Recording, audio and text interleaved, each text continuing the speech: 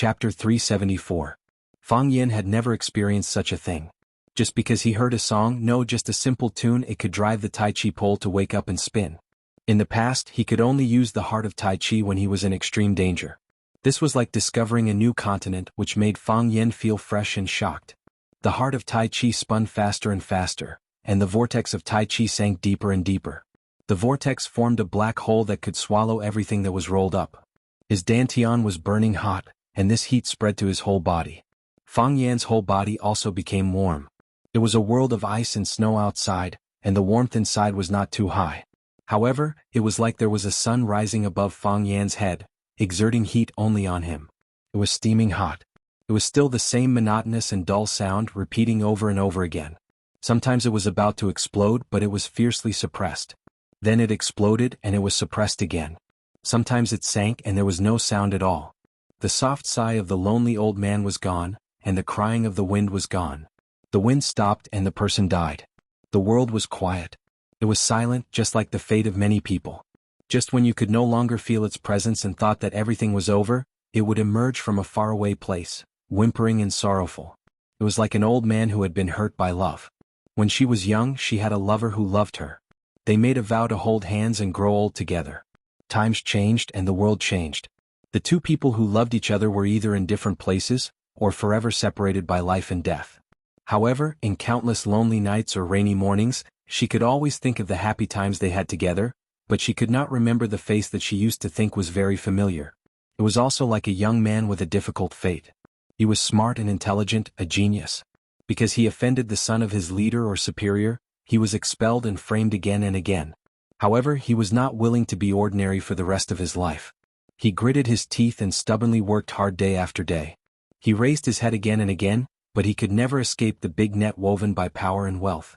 This flute sound was everyone's state of mind, it was everyone's fate, it was every heartbroken person's cry, and every pitiful person's loneliness and indignation.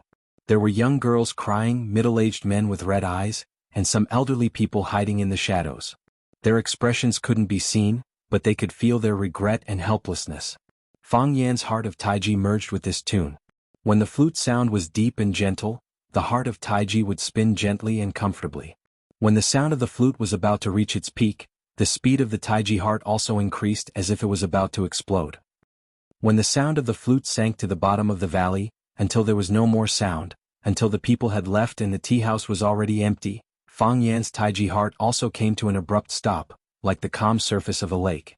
The sound of the flute rose again and pressed down again. It rose again and pressed down again. He lifted it up again and pressed it down again and again. You light the fuse, anticipating the bang. The knife you stabbed was waiting for blood to splash on your face. You spent so much time and energy flirting and rubbing against each other, just for that moment when your soul and flesh merged and your essence erupted. Explosion. Everyone was waiting for it to explode. Fang Yan's heart of Taiji also went through this process. Just as it was about to explode, shatter his dantian, and tear his body into a pile of meat paste, it returned to calmness again and again.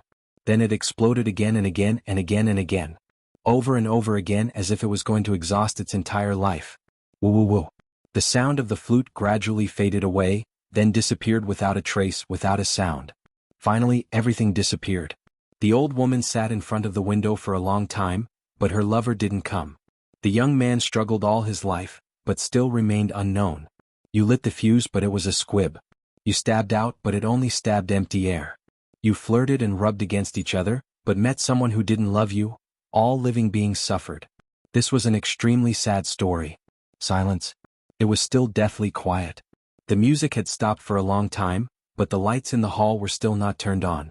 Everyone stood silently in the darkness, not knowing if they were waiting for the sound of the flute to resound again from the desolate wilderness or the boundless sky, or if they were unable to extricate themselves from the silence of the past. The moonlight of the old days shone on me a few times, playing the flute beside the plum blossom, summoning the jade woman regardless of the cold and picking.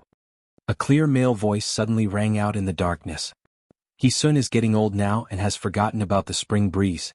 But no wonder, the sparse flowers outside the bamboo, the cold fragrance enters the Yao mat. Jiang country is silent. Sighing to the distant road, the night snow has begun to accumulate. Emerald jade is easy to exhaust and Hongyi is speechless.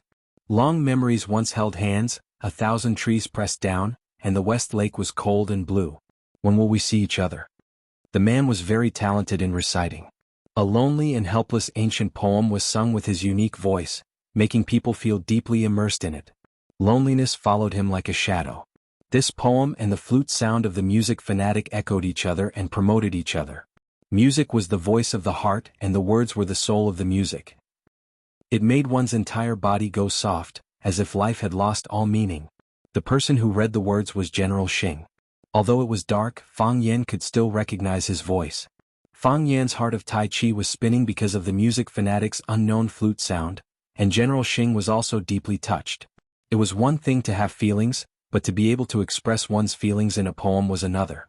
This was enough to show a person's cultural attainment and personal quality. Only after listening to General Xing's explanation could he have a deeper understanding of the music fanatic's song. Many people should be grateful to General Xing, right?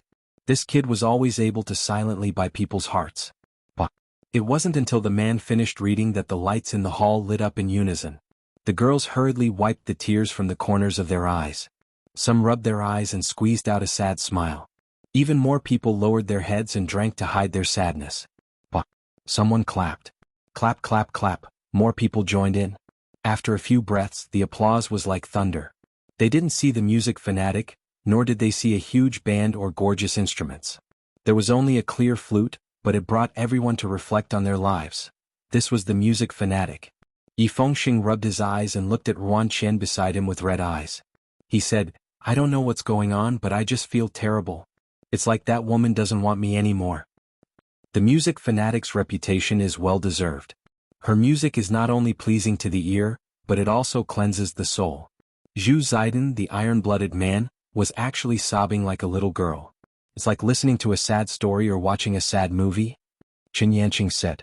Yi Fengxing turned to look at Fang Yan and said, "Fang Yan, how do you think you became like this?" Fang Yan looked like someone had poured a bucket of water on his head. His entire face was covered in sweat. His forehead was dripping with sweat and beads of sweat rolled down his cheeks. His clothes were completely soaked, but the soaked clothes didn't stick to his body. Instead, they were lifted high by an invisible gas. Yes, Fang Yan's current state was like a wet doll that had been filled with air. His face was red and there were flames burning in his eyes. The hot air above his head evaporated, and a white gas came out from his hair, forming a white pillar that shot towards the ceiling of the hall. "I'm going out." Fang Yan's voice was hoarse. His mouth was dry, and his throat felt like it was about to be roasted dry. There was no water in it at all. The music stopped, but his Taiji heart was still spinning crazily. Moreover, it was spinning faster and faster, completely out of his control. "Take a breather," Fang Yan said. He used 2 sentences to finish these 6 words, and there was a long pause in between. Hearing Yi Fengxing's exclamation, Zhu Ziden and the others all looked over. When they saw the smoke coming out of Fang Yan's head, they all turned pale with fright. "Fang Yan, are you okay? Where do you feel uncomfortable? Are you poisoned? Someone poisoned the wine. They're going too far. I'll King fight them." "I'm fine." Fang Yan knew his family's situation and said with red eyes, "I'm going out for a walk. I just feel hot. It's too stuffy in here. I'm going out to take a breather." "We'll go with you," Yi Fengxing said. He did not know what Fang Yan's situation was, and was worried that it was a symptom of being poisoned. At this time, they had to stay by Fang Yan's side to prevent people with bad intentions or Jiang Junling from taking the opportunity to attack Fang Yan. Fang Yan did not stop them and he was powerless to do so. He just wanted to rush out into the world of ice and snow, feel the cold wind, and drink a few mouthfuls of ice water. Fang Yan took a step forward. Rip! He had just taken a step when the clothes on his upper body could not withstand the force and were actually torn to pieces. The torn clothes were soaked in sweat, and once they left his body, they immediately fell to the ground. Fang Yan stood in the middle of the hall with his upper body bare, and his body was also covered in hot sweat. It was as if he had washed his body under the water faucet with his pants on, and suddenly the phone outside rang, and he was in a hurry to answer the call. Countless guests stared at the scene in front of them with their eyes wide open. This kid wanted to run naked? Fang Yan smiled awkwardly, but that smile tore the muscles on his face and made him feel pain. He wanted to explain that it was not what they thought, and that he did not know what was going on. However, his lips moved but no words came out. First, he wanted to avoid the crowd that was watching him like a monkey in a zoo. So he moved another step. Rip, rip. Two more crisp sounds were heard, and the two trouser legs actually broke into two pieces, and then fell vertically on his two shoes. Hua! Those guests who were staring at Fang Yen suddenly opened their eyes even wider and couldn't get any wider. They looked at Fang Yen, who was standing naked in the middle of the hall, with faces full of fear and surprise, and felt that it was not a waste to come here today. Fang Yen looked at the surrounding guests' reactions, then looked at his crotch, and let out a blood-curdling scream as if he was being molested. The number one male idol of Swallow Dock, Fang Huohua, had fallen in Yanjing Starlight Heaven and Earth today. Chapter 375. Fang Yen once wanted to amaze the world with a single brilliant feat, but he never thought of becoming famous as a bird. He was not a very open person. He could swear to Guanyin Bodhisattva, Buddha, and all the gods in the world that he was still a virgin. But why did it become like this? He stood naked in the center of the stage. There was wind blowing, and his butt was slightly cold. He should cover his crotch or let everyone enjoy it. This was an unforgettable night because the pupils of every audience were blooming like fireworks exploding. This modern poem called Time was not written by Fang Yen. It was written after the banquet by a modern poet named Lu Xiaofan who was inspired. This poem was first published in a newspaper's poetry anthology. Later it was reprinted and published by countless media, and was also quoted by the online media. It became popular for a while. Many people wanted to restore the story after seeing this poem, and even more people wanted to find out who he was standing naked in the center of the stage. Lu Xiaofan became famous again because of this poem, and became the representative of the avant-garde poets of Wuxia. As for the person involved, Fang Yen, the young virgin Fang Yen was scared out of his wits. The hot sweat on his body turned into cold sweat, sticky and stuck to his body. Because of the crazy rotation of the heart of Tai Chi, the strong Chi peeled off his clothes. And because of this explosion, the heart of Tai Chi in his body finally calmed down. Since he learned to bathe himself, no one except him had seen his naked body. Of course, the battle at Sword Peak did not count. Fang Yen stubbornly believed that it was night time at that time, and other people must not have seen anything real. But this time was different. The lights were bright and the crowd was crowded. Everyone's eyes were only focused on one point, and everyone's smile was so playful. No one wanted this to happen. Fang Yen opened his mouth and wanted to explain something, but the words that came out were so weak. Then he covered his crotch and ran out of the clubhouse with his bare butt. When he ran to the door of the elevator, he remembered that the club's elevator required a card to go down. So he turned around and shouted, "Yi Fengxing! Yi Fengxing, hurry up!" Yi Fengxing, Zhu Ziden, and the others were still a little dumbfounded. Everyone had just played as the 7 warriors of Wolf Ivory Mountain. Why were they cosplaying as streaking demons in the blink of an eye? Even if you have a hobby in this area, you still have to inform your brothers in advance, right? How are we supposed to cooperate with you when we are not prepared for your sudden attack? The fat on Yi Fengxing's face kept twitching. He said to his brothers, "What is this? Anyway, I don't care what you guys think. This time I won't be stripping with him. I won't take it off either." Zhu Ziden shook her head with a serious expression. "I would rather die than take it off," Ruan Qian said with a serious expression. "If I take it off, I won't be able to face anyone." A man in black walked over, looked at Fang Yen and said, "Sir, we have all the spare clothes, if you need them." "Yes." Fang Yen interrupted him and said, "Quickly take me to change clothes." "Please come with me," the man in black said. Fang Yen didn't follow him. Instead, he jogged in front of him. After running a few steps, he felt that it wasn't safe, so he covered his crotch and retreated behind the man in black's butt. "Walk faster," Fang Yen said. "I'm in a hurry." The man in black had no choice but to quicken his pace. An evil smile that Fang Yen couldn't see appeared on his face. Fang Yen left, but the banquet scene exploded. "Oh my god, that kid, that guy called Fang Yen, did he just run around naked? Is this to celebrate? To celebrate his victory over Jiang Junling? What a face of a villain intoxicated by success. How could he do such a shameful thing? This kind of person really isn't a qualified gentleman? Oh my god, I actually forgot to take a picture. Did you guys take a picture? This kid's body is quite nice." General Xing turned to look at Li Guochang and asked, "What is this for?" Li Guochang's expression was dignified as he said in a deep voice, "This kid is too cunning. He doesn't act according to common sense. On the surface he looks crazy, but every word he says and every action he does has a hidden meaning. Otherwise, Jiang Junling wouldn't have suffered such a big loss in his hands. He actually ran around naked in public. With such a big sacrifice, his intention must not be small. What does he want to do? I still can't understand for the time being. General Xing sighed and said, this is really a guy who thinks of himself as a piece of mud. Meeting such an opponent is really not a lucky thing. No wonder my younger brother kept failing. This time my younger brother must have had a very serious fall, right? I really should go back and comfort him. Li Guochang smiled and said, at this time what he doesn't need the most is comfort. So I didn't follow him back. General Xing said with a chuckle. Fang Yin has a very reasonable saying. In the past I pretended not to care about a lot of things, but now I really don't care about those things. I really don't care. That's because you have thought it through. Li Guochang said. Yes, I have thought it through. General Xing sighed. This kid has taught us a lesson. On the big screen in the room, the scene of Fang Yen covering his crotch was playing. The girl in red giggled and said, Mr. Fang's body is not bad. He also seems to be in a good mood. The handsome man standing behind said. This was not a room but a fresh and elegant greenhouse. The four sides of the greenhouse were made of transparent glass, and one could see the dark world covered with ice and snow outside. It was windy and snowing outside, but it was as warm as spring here. All kinds of red and yellow flowers were blooming brilliantly, and there were butterflies dancing among the flowers. In the middle of the flowers, there was a woman in white whose age could not be seen. Her facial features were not stunning, but everyone who saw her felt that she was beautiful. They felt that her eyes were beautiful, her eyebrows were beautiful, her mouth was beautiful, the way she spoke was beautiful, the way she held her chin and thought was beautiful, and every move she made was beautiful. Some women won with their faces, and some women's temperament could kill everything. They were Wuxia crazy for music.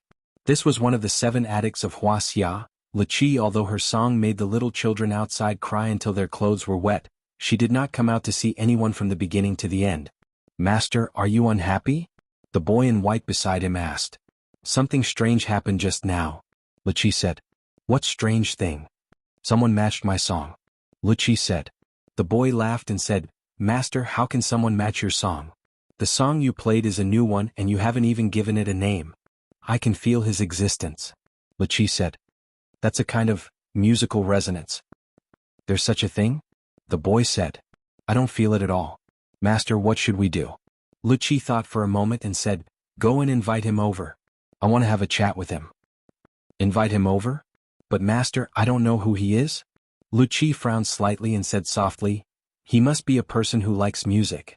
Master, many people like your music. He must be a very elegant person. Master, I understand. Is there anything else? You know, I'm very stupid. There are hundreds of guests outside. I'm afraid I can't find him. This problem made Wuxia feel very awkward. She said, he should be older and has some experience that young people don't have. Go out and say that I'm looking for a fated person. I think everyone will respond. You can determine who is the fated person I'm looking for based on everyone's reaction. Master, I understand. The boy said. The boy in white left the greenhouse and went straight to the banquet hall. The charity auction was about to begin. The guests gathered together and did not leave. The boy's clear eyes scanned the audience, but he could not determine who his master was talking about. He could only say aloud, Ladies and gentlemen. No one paid attention to him. Who would care about what a child was shouting? They were all discussing Fang Yan's streaking incident. I'm Wuxia's disciple Lutong. The boy in white was a little angry and raised his voice. Swoosh, a person's name was like a tree's shadow. As soon as the name Wuxia came out, everyone stopped talking. They looked at the boy in white in surprise and thought, Wuxia's disciple. What is he doing here? As the host of the party, Wang Xiaoyao quickly walked to Lutong and asked, Little boy, are you a disciple of Master Shui? I'm not a little boy. Lutong said unhappily. I'm Wuxia's disciple. Okay, you're not a little boy. Wang Xiaoyao said with a smile. Then tell me, what do you want? Master asked me to find a fated person. Lutong said. A fated person? Everyone's eyes lit up. There were hundreds of guests present. Who wouldn't want to be Mr. Wuxia's fated person? If they could meet Mr. Wuxia, it would be something that would make them famous in Beijing. It would be as eye-catching as Fang Yen streaking. Of course, their reputation would definitely be much better than the former. Which fated person? Wang Xiaoyao asked with a smile. She thought that if she could be that fated person, it would be a wonderful thing that could be spread around. I don't know. Lutong said frankly. Master said that he and Master have a resonance in music. He should be a gentleman, right? Resonance in music? A gentleman of respectability? Many people turned their attention to General Xing's face, because after Lu Qi's flute ended, General Xing recited a poem that suited the occasion very well. General Xing was the fated person that Lu Qi wanted to meet. Chapter 376. More and more people were looking at them, and Lu Tong knew that the person he was looking for had appeared. He walked to General Xing and asked in a clear voice, "Are you the fated person my master is looking for?" General Xing laughed and reached out to touch Lu Tong's head, but Lu Tong dodged. He didn't like people touching his head. General Xing didn't care and said, "Do you think I'm the fated person your master is looking for? Everyone is looking at you. You should be, right?" Lu Tong said innocently. "I don't know." General Xing said frankly. "However, if Mr. Lu Qi invites me, I'd be happy to express my admiration to her.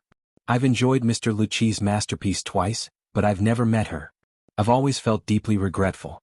Lu Tong looked at Wang Xiaoyao, who said with a smile, "After Master Xue's flute ended, Mr. Jiang recited a poem on the eyes." Wang Xiaoyao recited the poem again and Lu Tong's eyes lit up. He said, "It's very appropriate. He's the resonant person my master is looking for." Lu Tong looked at General Xing and said, "Come with me. Master wants to see you." "Thank you, young sir." General Xing teased. Lu Tong snorted and led the way. "See you later, everyone." General Xing greeted everyone with a smile. All the guests looked at General Xing with envy. Not everyone had the opportunity to be invited by Lu Qi drinking a cup of tea with Lu Qi, chatting about music for a quarter of an hour, and when General Xing came out of Lu Qi's room, he would become Lu Qi's guest and music confidant and all kinds of rumors. This was really helpful to his reputation. Between the two brothers, the younger brother, Jiang Junling, was humiliated and left, but the elder brother was invited by Lu Qi. It had to be said that the elder brother was much luckier than the younger brother. Perhaps the elder brother was not as bad as the outside world said?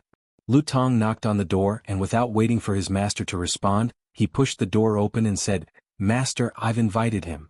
Lu Qi was repairing a pot of chrysanthemum, and did not answer or even turn around to welcome the guest. Lu Qi did not speak and neither did General Xing, who was standing at the door. Lu Tong looked at his master and then at General Xing, touched his head and left. Chuck, chuck, screech. Lu Qi cut off 3 chrysanthemums so that the flower cluster wouldn't look too crowded and the flowers wouldn't be squeezed out of shape. The sparse but well-proportioned feeling made people feel relaxed and happy. Lu Qi seemed to have forgotten the guest behind him. General Xing also treated himself as an invisible person. He watched Lu Qi prune the chrysanthemums, he watched Lu Qi prune the plum blossoms, he watched Lu Qi build the welcoming pine, he watched Lu Qi build the cactus. After a quarter of an hour, General Xing bowed slightly to Lu Qi's back and then turned to leave. Lu Tong pushed the door open and said, "Master, he has left." "He left," Lu Qi replied. "He's not the person you're looking for?" "No. I'm sorry, master." He looked very experienced and elegant, and he even recited a poem that matched Xiao Sheng's poem very well. Everyone said it was him. "Master, how do you know it wasn't him?" Lu Tong asked, puzzled. "You didn't speak, not even a word. I'm listening at the door." "His footsteps are too soft," said Lu Qi. "Too light?" Lu Tong was even more puzzled. What did light footsteps have to do with whether he was a soulmate or not? "His footsteps are deliberately light because he has distracting thoughts," Lu Qi said. "It is impossible for a person with distracting thoughts to resonate with my Xiao Sheng. He is a frank and selfless person." "Master, since he is not the soulmate you're looking for, why did he stay in the greenhouse for so long?" "Because he didn't want to leave." "He couldn't leave either." "Why couldn't he leave even if he didn't want to?" Lu Qi did not explain this to his disciple. He was still young and did not understand how complicated the thoughts of adults were. The man just now, he was invited in by his disciple in full view of everyone. If he left as soon as he came in, what would people outside think of him? If he stood in the greenhouse for a while and then went out, the outside world would have a different interpretation of his meeting, wouldn't they? As for why she let him stay, it was because she owed him something. This was her compensation for him. She invited him in and had already pushed him to the eyes of everyone. If she kicked him out and made him lose face, it would be tantamount to forming a deadly feud between the two sides. She just wanted to make music and didn't want to make enemies with others. This was also the reason why the general bowed to Lu Qi when he left without a word of dialogue between them. She understood and so did he. "Master, I'll go out and help you look for him again," Lu Tong said. "No need." Lu Qi shook her head and said, "If we are fated, we will meet again in the future. If we meet, ask him to name this song." "I'm quite curious," Latong said with some regret. What kind of person can resonate with master's music? Luqi stopped talking and focused on trimming the flower branches in front of her again.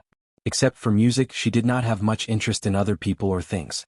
The buildings were getting taller and the Sihiyuan were getting fewer and fewer.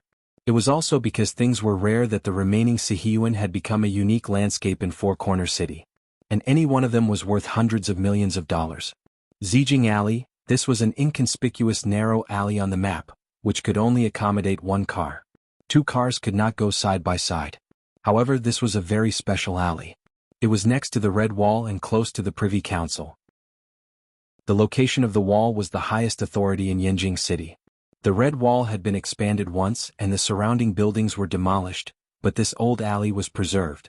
The alley was simple and old, the gray walls, red tiles, and the glazed roof of the courtyard door were covered with snow, wrapping these old houses in a bright new coat. Every courtyard door was closed.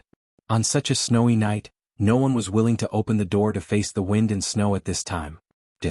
A champagne-colored Bentley was parked at the door of an old house, and the driver was a beautiful and plump woman. As soon as the tigress stopped the car, Jiang Junling, who was sitting in the passenger seat, pushed the door and got out. The tigress pushed the door and walked out, ready to help the man knock the lock and call the door. "Let me do it," Jiang Junling said. The tigress stepped back and stood aside to guard Jiang Junling. Jiang Junling said he would knock the door, but he stood on the stone steps at the door for a long time without moving. After a long time, he sighed softly and asked, "Is it very shameful?" Victory and defeat are common in war. Young master lost because he underestimated the enemy, the tigress said frankly. She was shocked by the little guy she met for the second time. He actually had such ability? She really underestimated him before. She said that she underestimated the enemy. Not only Jiang Junling underestimated the enemy, but she also underestimated the enemy. She was deceived by her beautiful smile. "I didn't underestimate the enemy." Jiang Junling shook his head. "I won't make such a mistake." Pa. Jiang Junling reached out and knocked on the copper lock of the wooden door. After a while, the wooden door trembled and opened. The old housekeeper stood at the door and said with a smile, "Second young master, master is waiting for you in the room to play chess." "Thank you," Jiang Junling said respectfully to the old housekeeper. "Go quickly. I have already prepared the chess pieces," the old housekeeper said with a smile and turned to close the courtyard door.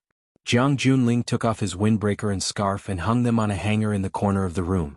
Then he sat in front of the chessboard and said, "I'll play first with the black piece?" "You first," the old man in the sheepskin coat sitting opposite him said. So Jiang Junling made the first move. "I expected Swallow Doc's reaction, but I didn't expect it to be so big. Is it necessary for a few wild children who are causing trouble outside?" "Who called you?" "Young chief." The old man placed a white piece in one hand and held a cup of hot milk in the other. "He is in charge of contacting Swallow Doc. When he first took office, he brought people to Swallow Doc to see that gentleman. He called him a disciple and was extremely respectful." "How serious is it?" Jiang Junling asked in a low voice. Another black piece was placed. If it was only because he was humiliated at the banquet, an old man like his grandfather who had experienced many hardships wouldn't say the words, "a crushing defeat." "Your fifth uncle's transfer has been delayed," the old man said. "He was supposed to go to a very important position which we have been seeking for a long time. But tonight, someone from another family was placed in that position." "Who is it?" Jiang Junling said, gritting his teeth. He felt a faint pain in his heart. Fang Yan was right. He wasn't his opponent. He didn't see him as an opponent from the beginning. Being humiliated in front of everyone or being ridiculed by the guests who came to this banquet? What was the big deal? It was nothing more than a bad reputation and a dusty future. It was not good for him, but it was also good for him. The Tao addict's words, "One should have a son like Jiang Junling," pushed him to the front of the stage. His every move was infinitely magnified. If he could disappear or be quiet for a while under everyone's eyes, he was willing to pay such a price. However, what Fang Yan wanted was obviously more than that. He was not only targeting himself, but the whole family of the general family. He set up this shocking situation and put on a wonderful show. He used the power of all parties to cut off a very powerful arm of the general family. His own face was damaged, but the general family or the old man in front of him just smiled lightly and said, "The child is naughty." However, he forcibly ruined the fifth uncle's transfer. This was clearly a punishment for the general family from above. Some people from above wanted to kill the chicken to show the lion, so Fang Yan pushed the general family out. The general family became the chicken that was killed to show the monkey. This was no longer a joke, nor was it a child's quarrel. It was an attack that hurt the general family and made them bleed. He took the initiative to attack the general family. Who is it? Jiang Junling felt his blood boil, and his hand holding the chess piece trembled. Who took the fifth uncle's position? Bah. The old man decisively took a white piece and said, "Swallow doc. Yi Dowling." Chapter 377. People from the Yi family. Jiang Junling grinned. His smile was as cold as the first snow. No wonder they put in so much effort. What? Not reconciled? The old man threw the white chess piece in his hand into the white jade porcelain jar, took a sip of milk and asked aloud. So what if I'm not reconciled? In the end he won. I heard that you and that child had some unhappiness and I just watched happily. You're still young and he's also young. Why should old guys like us get involved in young people's affairs?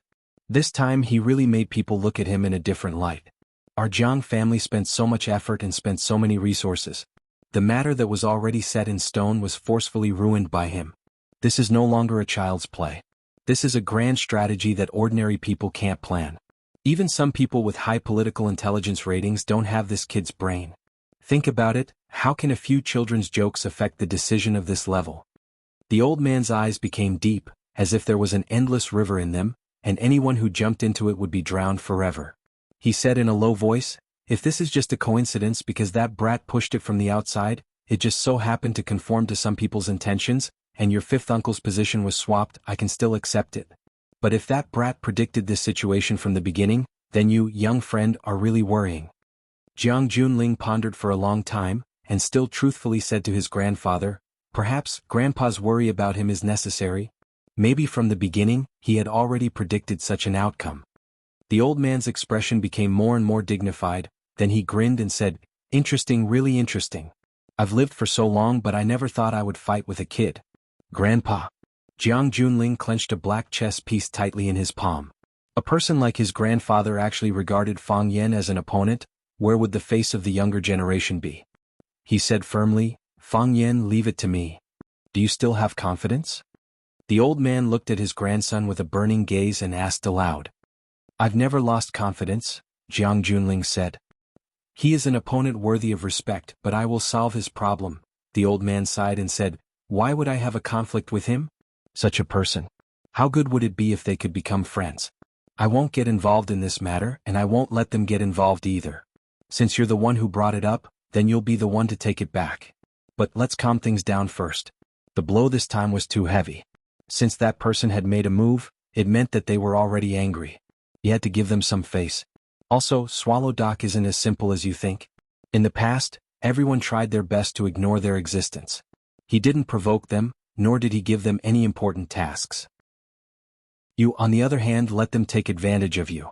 With Yi Dowling's position occupied, his future is limitless. I understand. Jiang Junling nodded. I didn't think it through this time. This is a dead knot. You can't untie it. Even if you didn't go to the banquet today, what about next time? What about the next time? There will always be a time when they meet. You're just a partner chosen by him.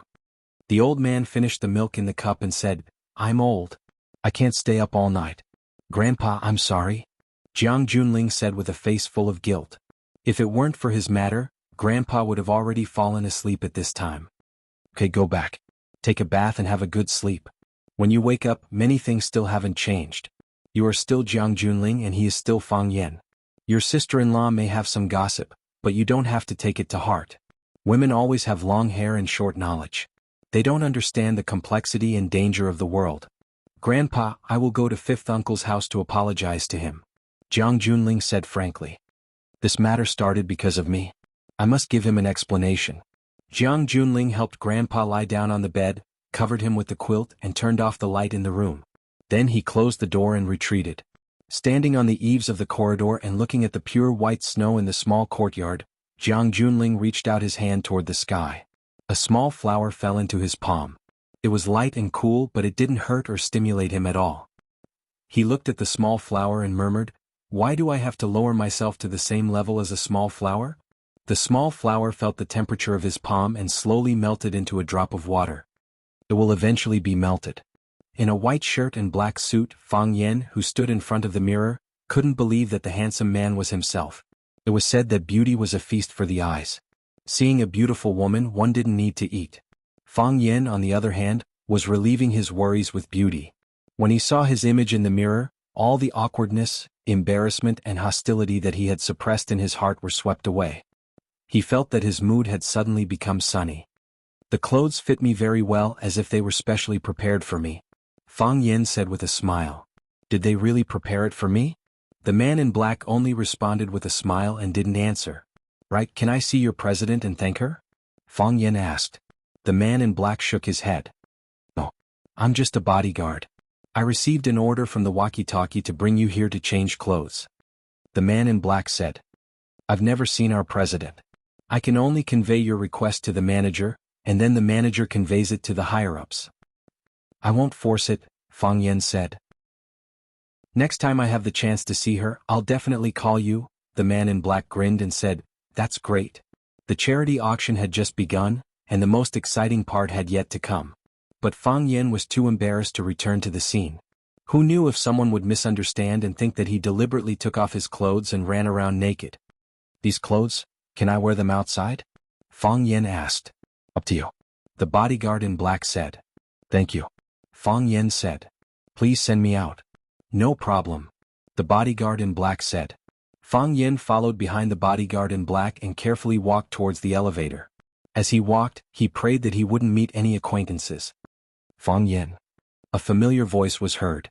Fang Yan turned around and saw Xia standing in the brightly lit side hall with a smile on his face. Fang Yan opened his mouth to smile, but the smile was incomparably twisted and painful. He was too embarrassed to look into Xia's eyes and said, The auction has just begun. Why did you come out? The assistant is here to help.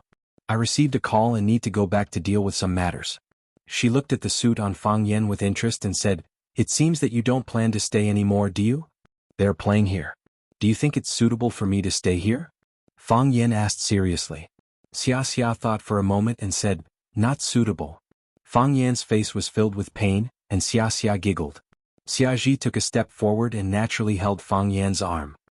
He said to the bodyguard in black, Sorry to trouble you, I'll accompany him down. The bodyguard in black knew that his part was over, so he took the initiative to press the elevator button and respectfully sent the two of them off. The elevator descended quickly, and the scenery in front of them kept changing. The outside world looked like a blurry abstract painting. I'm sorry.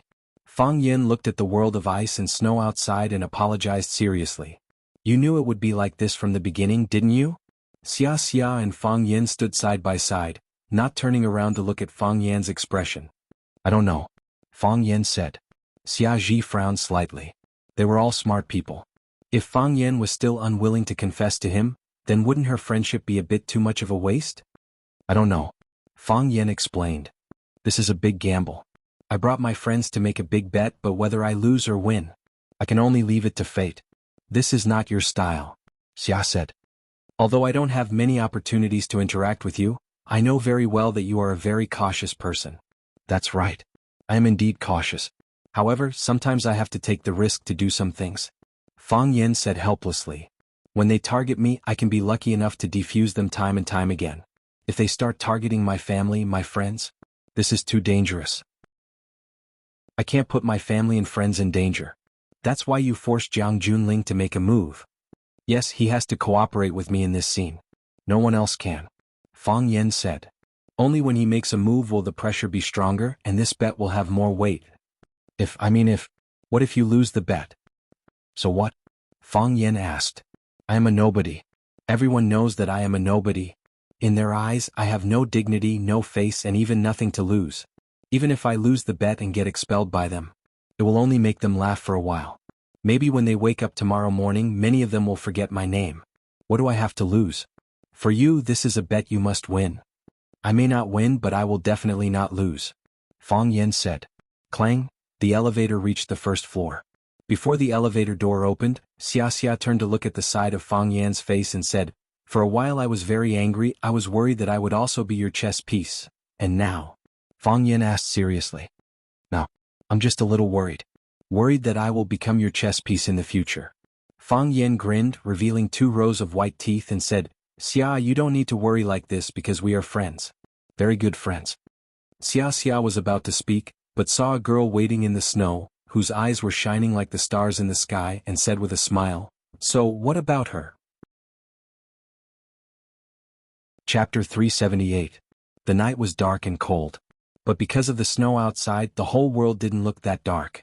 It was as if a thin layer of gauze was covering the top of his head, and the outline of everything in the world could be vaguely seen. The lobby of the club was magnificent, and there was an endless stream of guests coming and going. Everyone looked elegant and joyful. They were dressed in luxurious clothes and chatted with each other. The tires of the cars in the distance crushed the ice and snow with a screeching sound. The mixture of ice and water splattered everywhere. The girl was wearing a light yellow one-piece dress and a thick gray cloak-style plush coat. On his feet was a pair of white leather boots. The heels of the boots were nailed into the snow, like a delicate flower growing on the vast earth. The front of the jacket was open, revealing her flat, slender stomach and slightly protruding breasts. Her hands were casually in her pockets, just like those young girls whistling on their way home from school or walking on the ancient street covered with ginkgo leaves with headphones plugged in. Youthful, fashionable, beautiful, sexy. There was a gentle and beautiful smile on her face. Her lips were curled and rosy, her eyebrows were delicate and slender, and her beautiful nose was slightly red from the cold. However, this little bit of redness made her look more childlike and playful. If he took a step forward, he would be completely exposed by the bright lights of the hotel lobby. If he took a step back, he would be swallowed up by the endless darkness and the noisy world. She stood between the light and the dark, as if she had come from the darkness and retreated from the light. People couldn't help but be attracted and touched by her. She looked at Fang Yan. She only looked at Fang Yan. Anyone with eyes would be able to see that she was waiting for him. Fang Yan was pleasantly surprised for a moment, but then his heart ached a little. He looked at Summer and said, She is a very special person. I can see that. Xia Chen gave the girl a meaningful look and said, Looks like I have to take my leave early? After that, without waiting for Fang Yan's response, he waved at the girl and walked toward the luxury car that the driver had driven over. Fang Yan walked up to the girl and their eyes met. Fang Yan grinned and said, You're not hungry to eat, you don't know how to drink, and you're too casual when it comes to singing. I don't know what other men invite girls to do. How about I invite you to admire this city of white snow? It's my honor. The girl squinted her eyes and smiled. Thus the two of them walked side by side towards the world of ice and snow outside. Because of the girl's sudden decision, the men and women pretending to be guests in the clubhouse lobby, the black people hiding in the dark corners, and the driver dozing off in the car immediately got busy. Miss, if you travel on foot, how do you determine the security level? Should the star group follow up? Should the light team prepare emergency measures? Should the convoy follow them closely? Miss gestured for me not to follow them. After a long time, a man's voice came from their earphones. Miss, you don't have to worry about safety when you're with him. Leave a car to follow them from afar. Don't get close. Thus, everything calmed down. Fang Yan was very happy. Even if he didn't say or do anything, he walked step by step from the Maple Leaf Club to the South Bridge, from the South Bridge to Causeway Alley, and from Causeway Alley to Green Spring Garden, and he didn't feel irritated or tired at all. He wanted to keep walking like this. Can you imagine? Walking was full of happiness. That happiness was like golden soup that was about to overflow from his face. The girl was also very happy. When Fang Yan took a step, she also took a step. Since Fang Yan was walking fast, she was walking fast as well.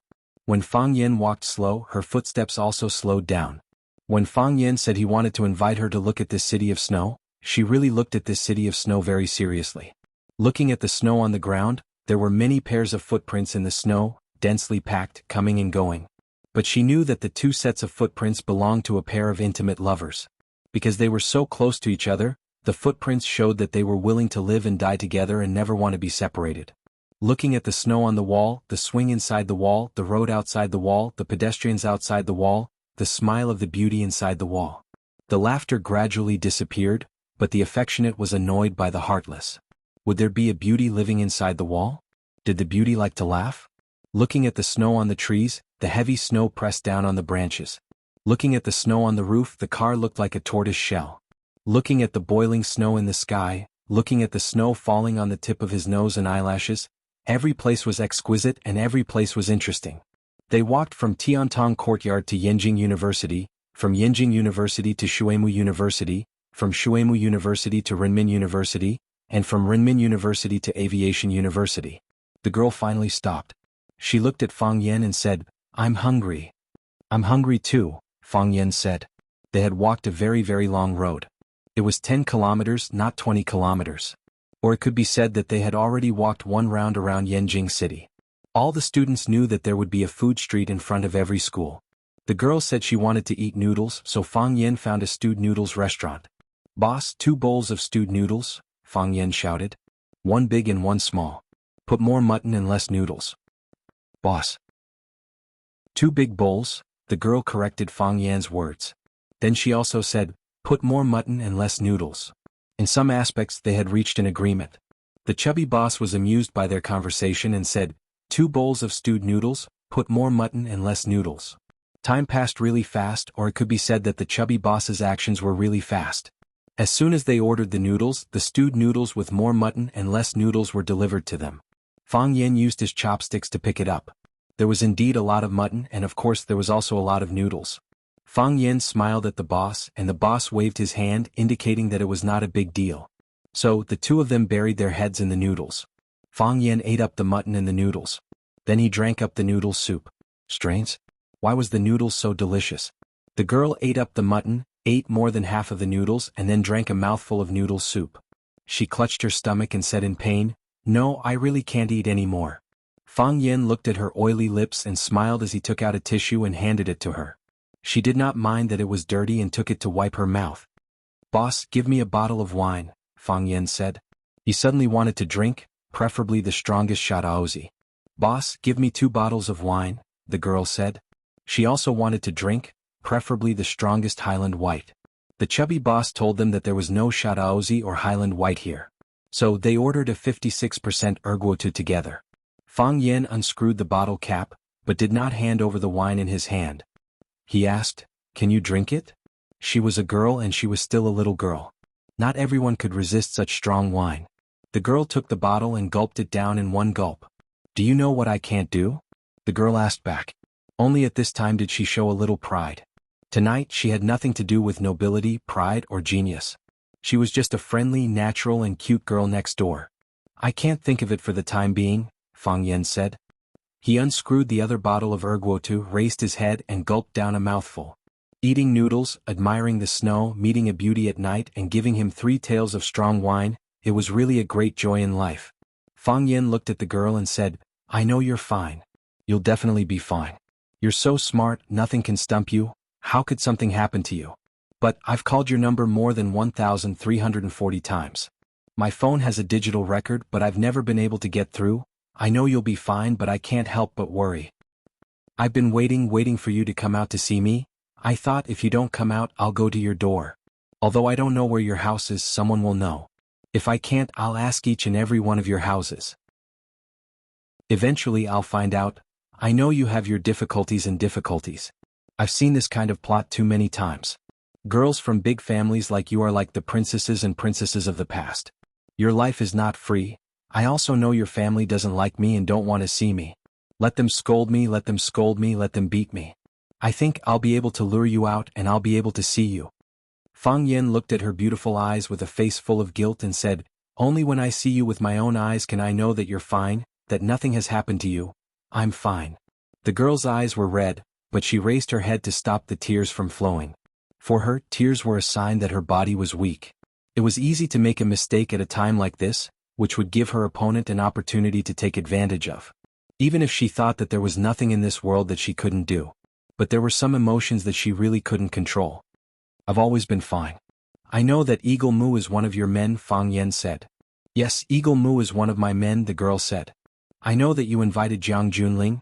"Yes, I had someone invite Jiang Junling," the girl said. "I know that you prepared this suit for me."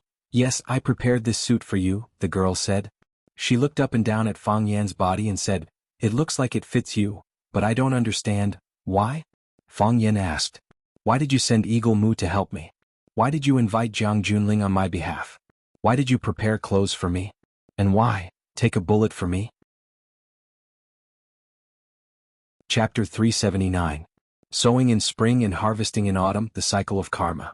Sowing in spring, harvesting in autumn, the cycle of karma. Sowing a grain in spring, harvesting 10,000 in autumn. This was a well-known fact. Fang Yan knew that she was very nice to him, but he didn't understand why she was so nice to him. "Do you still remember the first time we met?" the girl asked in a crisp voice. "Yes." Fang Yan nodded. Such a beautiful girl was hard to come by anywhere. Moreover, she gave him a show of strength the first time they met.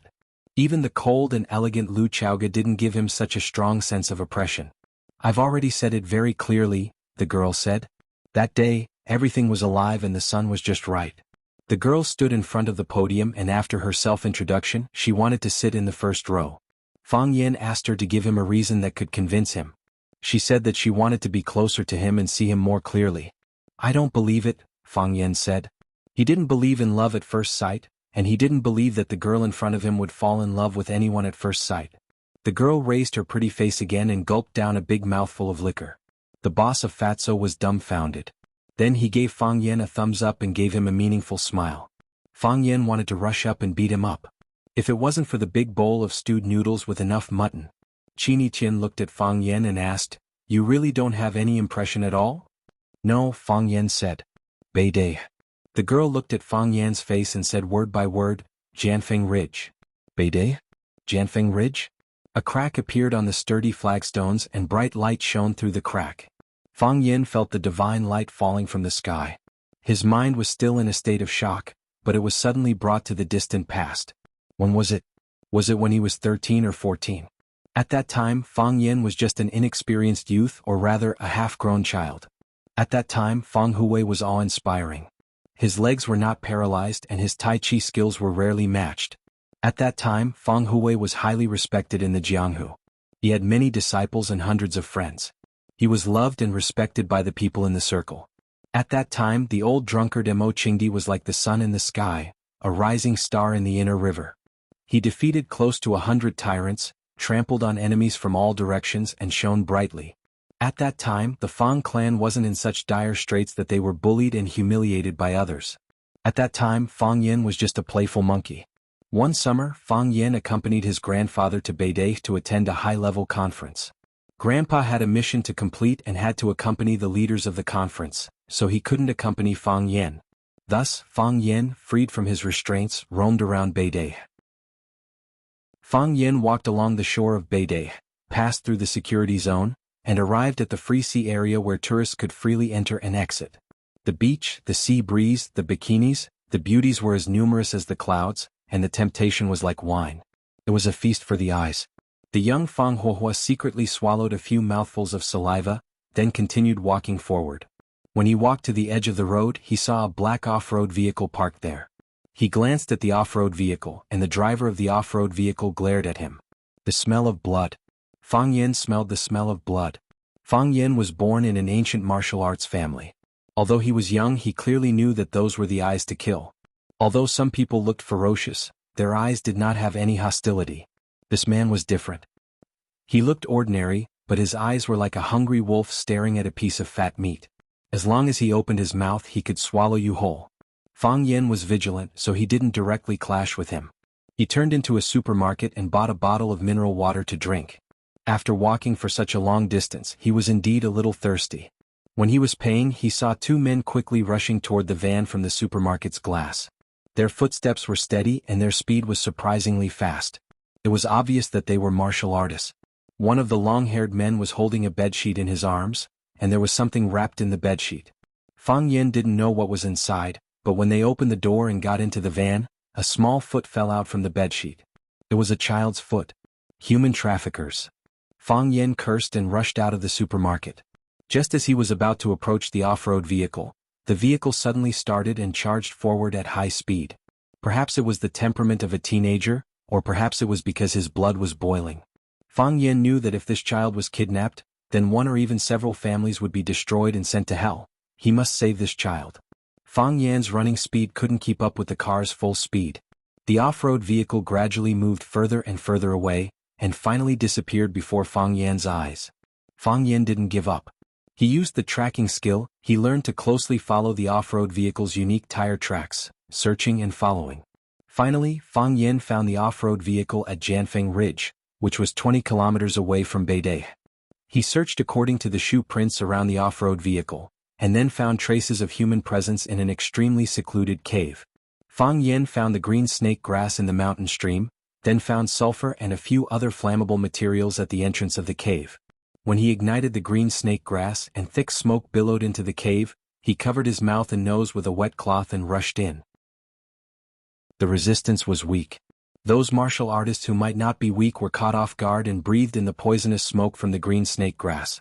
One by one they became weak and were quickly knocked out by Fang Yen. Of course, the child in the grass nest in the corner was also knocked out. This was the most beautiful little girl Fang Yen had ever seen. Perhaps even the human traffickers didn't have the heart to treat such a child too harshly, and even used licorice to make a comfortable little bed for her. It wasn't until Fang Yen saw a gun sticking out from the waist of a human trafficker that he realized these criminals might not be as simple as he thought.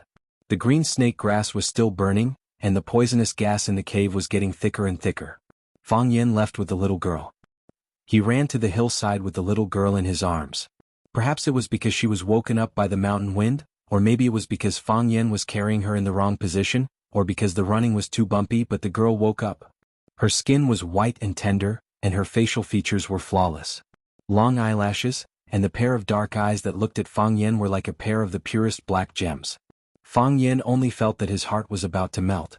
At that time, Fang Yen, who was only a teenager, actually had a sense of responsibility as a father and brother. He thought that no matter what, he must protect her from any harm. "Brother, you're not a bad person." The girl actually took the initiative to speak. She was not afraid, nor was she shy with strangers. Her voice was clear and sweet, like the tinkling of spring water. "How do you know?" Fang Yen grinned. He thought that this child was really interesting. Lying in the arms of a stranger when she opened her eyes, why didn't she cry out in fright? "It's because your face is red," the little girl said with a straight face. "Bad people don't blush." Bad people don't blush? Fang Yen thought about it seriously. He really hadn't seen bad people who blushed, but that didn't mean that there weren't any. Some bad people. While Fang Yen was thinking about the accuracy of this question, the girl giggled and said, "Also, bad people aren't that stupid. Mom said that bad people don't care what others think, they only care about what they want." You are still thinking about what I said, which proves that you are not a bad person. Fang Yen had the feeling of banging his head against the wall. He was actually deceived by a little girl? And he couldn't even fight back? "Brother, where are you taking me?" "I'm taking you to find your mom." "I don't know where my mom is, but the police uncle must know. Because I got lost, my mom will definitely call the police," the girl said very seriously. "Okay, I understand," Fang Yen said. When he was searching up the mountain, he saw a police station at the foot of Jianfeng Ridge. It was said that it was specially set up to prevent people from racing on the mountain at night.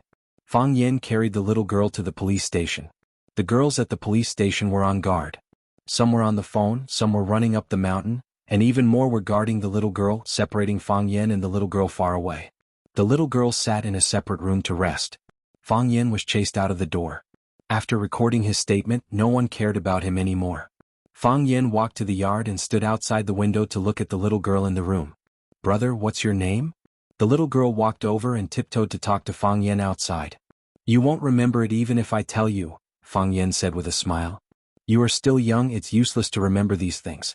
Quickly forget everything that happened today." He knew that if some children suffered trauma in their childhood, it could affect their fate for the rest of their lives. Fang Yen didn't want this kidnapping case to affect the future of this cute little girl who was like a baby boy hanging on the wall.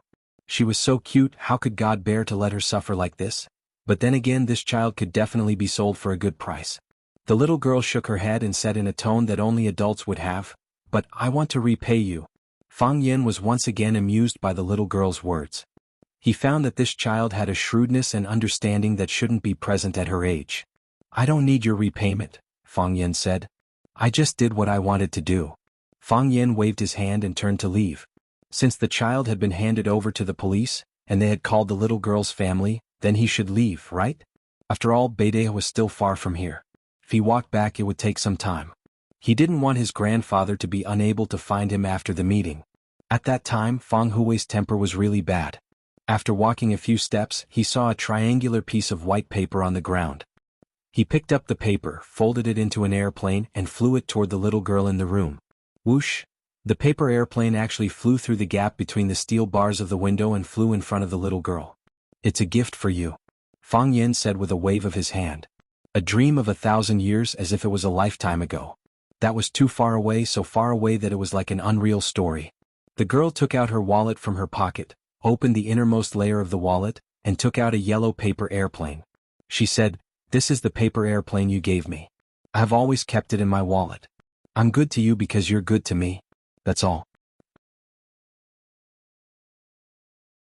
Chapter 380.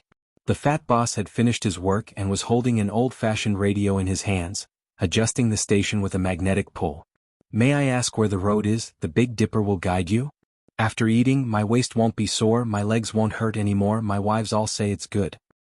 Lin Yilian's love life is bumpy, so she blends her feelings into her music. Today I'd like to recommend an old song of hers to everyone. It's a song that makes people's hearts soft, like being gently brushed by a feather. It reminds people of the past, of picking plum blossoms and riding on a bamboo horse, recalling the best childhood days. The fat boss didn't continue to adjust the channel. Instead, he put the radio in his arms and threw a few fried peanuts into his mouth with one hand. His other hand held a small glass of wine and sipped it happily. After a busy day, listening to an old song and drinking a glass of old wine, this was the happiest moment of his life. It had to be said that this fatso was a man with taste. All the fatso in the world had taste.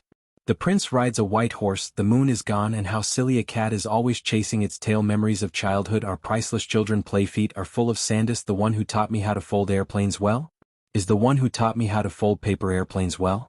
A paper airplane, a hurried communication, but it made a little girl's heart full of longing and memories. Fang Yin didn't know what that encounter meant. He just used his ability to do something he wanted to do and felt that he should do. However, Qini Tian had always remembered it in her heart. She had even forgotten the experience of being kidnapped. Instead, she would simply think of the silly brother who carried her and ran down the mountain quickly, blushing when he spoke. Qini Tian was a smart girl. She was a proud girl. She was a beautiful girl. She was the kind of girl who was doted on by everyone.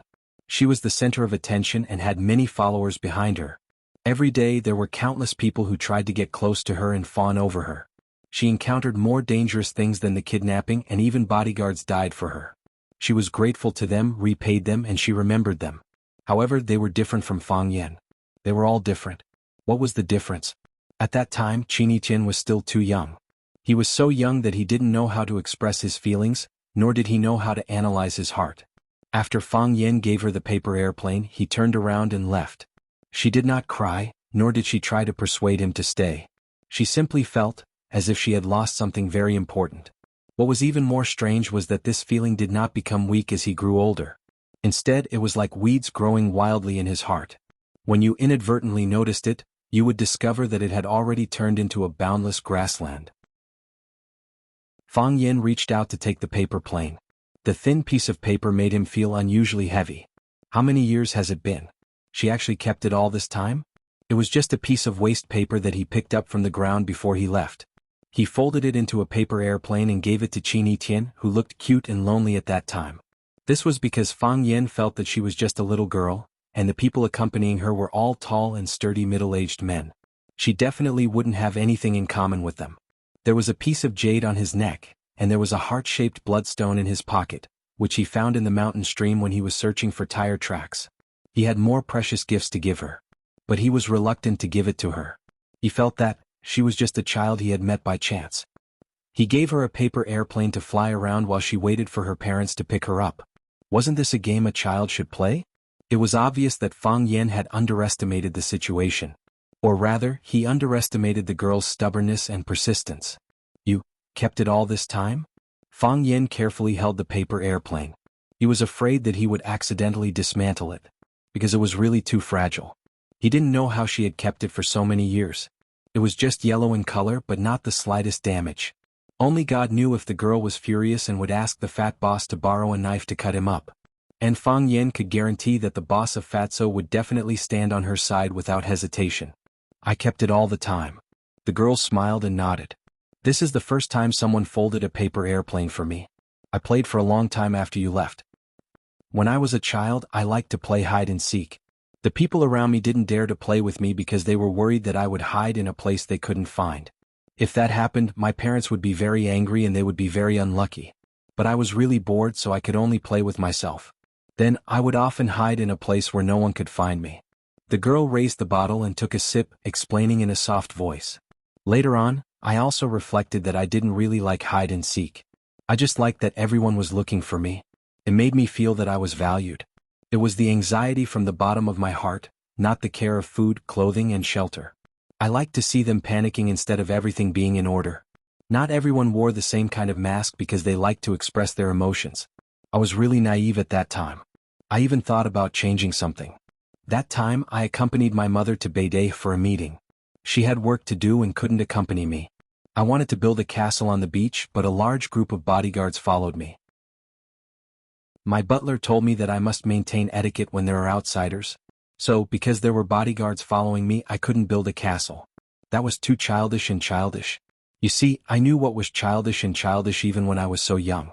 I could only take a walk on the beach, although I was holding my breath. I saw a washing room next to the bathing area. I ran into the female washing room when they weren't paying attention. The surrounding were all male bodyguards. Even if they were very anxious, they could only wait outside the washing room. It was the first time I entered a public washing room. I was looking around curiously. Then, my vision went black and I fainted. When I opened my eyes, I saw you. At that time, there was a pimple on your chin, but it's gone now. The first thing I saw was that pimple. I matured early. Fang Yen said awkwardly. I guessed it right. My mother was furious when she found out that I went missing. One of the leaders who attended the meeting spoke, so the whole of Beidei was turned upside down. The girl obviously didn't want to explain too much about these official matters to Fang Yen. She immediately changed the topic and said, although the Giant Fengling police station is remote, they received a notice to look for you. After they called the number that they found me, my mother immediately rushed over. I don't know what happened after that. My mother took me away and everything was handled by the butler. I went home and slept. When I woke up, it was already late at night. I told my mother about being kidnapped and then you rescued me. I asked her to help me find you, but there was no news of you after that. Later I found out that you filled in a fake name in the record book. I was afraid that things would never end. It would be very troublesome. Fang Yen said embarrassedly. I was also afraid that the bad guys would take revenge on me. You know, people out there are sinister people. If any of the police officers accidentally leaked my information, wouldn't I be in trouble as well? So I filled in the name by Xiao. The person in charge of interrogating me was perfunctory. He just wanted to go to the room to protect you. He just asked a few questions and ran away. He didn't even verify my identity. No one would care about what a child thinks. However, when Qin Yitian asked someone to check Fang Yan's registration information, he found out that Fang Yan had filled in a fake name. If that was the case, the policeman in charge of interrogating Fang Yan would be in trouble. He originally wanted to stay by Qin Yitian's side until Qin Yitian's parents or more important people came over to greet him or shake his hand. Then everyone would be promoted by 3 ranks. What a tragic character. The floodgates of memories opened. Fang Yan even recalled the policeman's square face. He didn't look like a bad person. He just wanted to find an opportunity for himself. However, the cruelty of reality told him that he had gone the wrong way. If he had made a serious statement and a real and valid identity information, perhaps the Qin family's attitude towards him would have been different? Of course it might have been worse. Then I forgot about you, Qin Yitian said. I also thought I forgot about you. The things I had to learn became more and more complicated. The things I had to do increased. Living in such a big house, I still felt that I couldn't breathe. After I talked to my mother, I went to Huaqing. At that time, I just wanted to be as far away from Yanjing as possible. The place that was far from Yanjing but familiar to me was Huaqing. The girl's eyes were bright. There was a smug smile on her lips. She looked at Fang Yan and said, when I was sleeping on the grass by the Rosefinch River, when I was woken up by the noise, when I saw a young man standing on a boat reading a poem, when I saw your face that was strange yet familiar, as if we would meet and chat every day. I felt a sense of relief that I had been waiting for so long. It wasn't the shock of the sea of people, nor the surprise of meeting again after a long time, but happiness and relief. Later I understood that I left Yanjing for Huaqing. I rejected first high school and Ivy League to go to Rosefinch. I stood by the Rosefinch River and waited for you. This was what I had always been doing.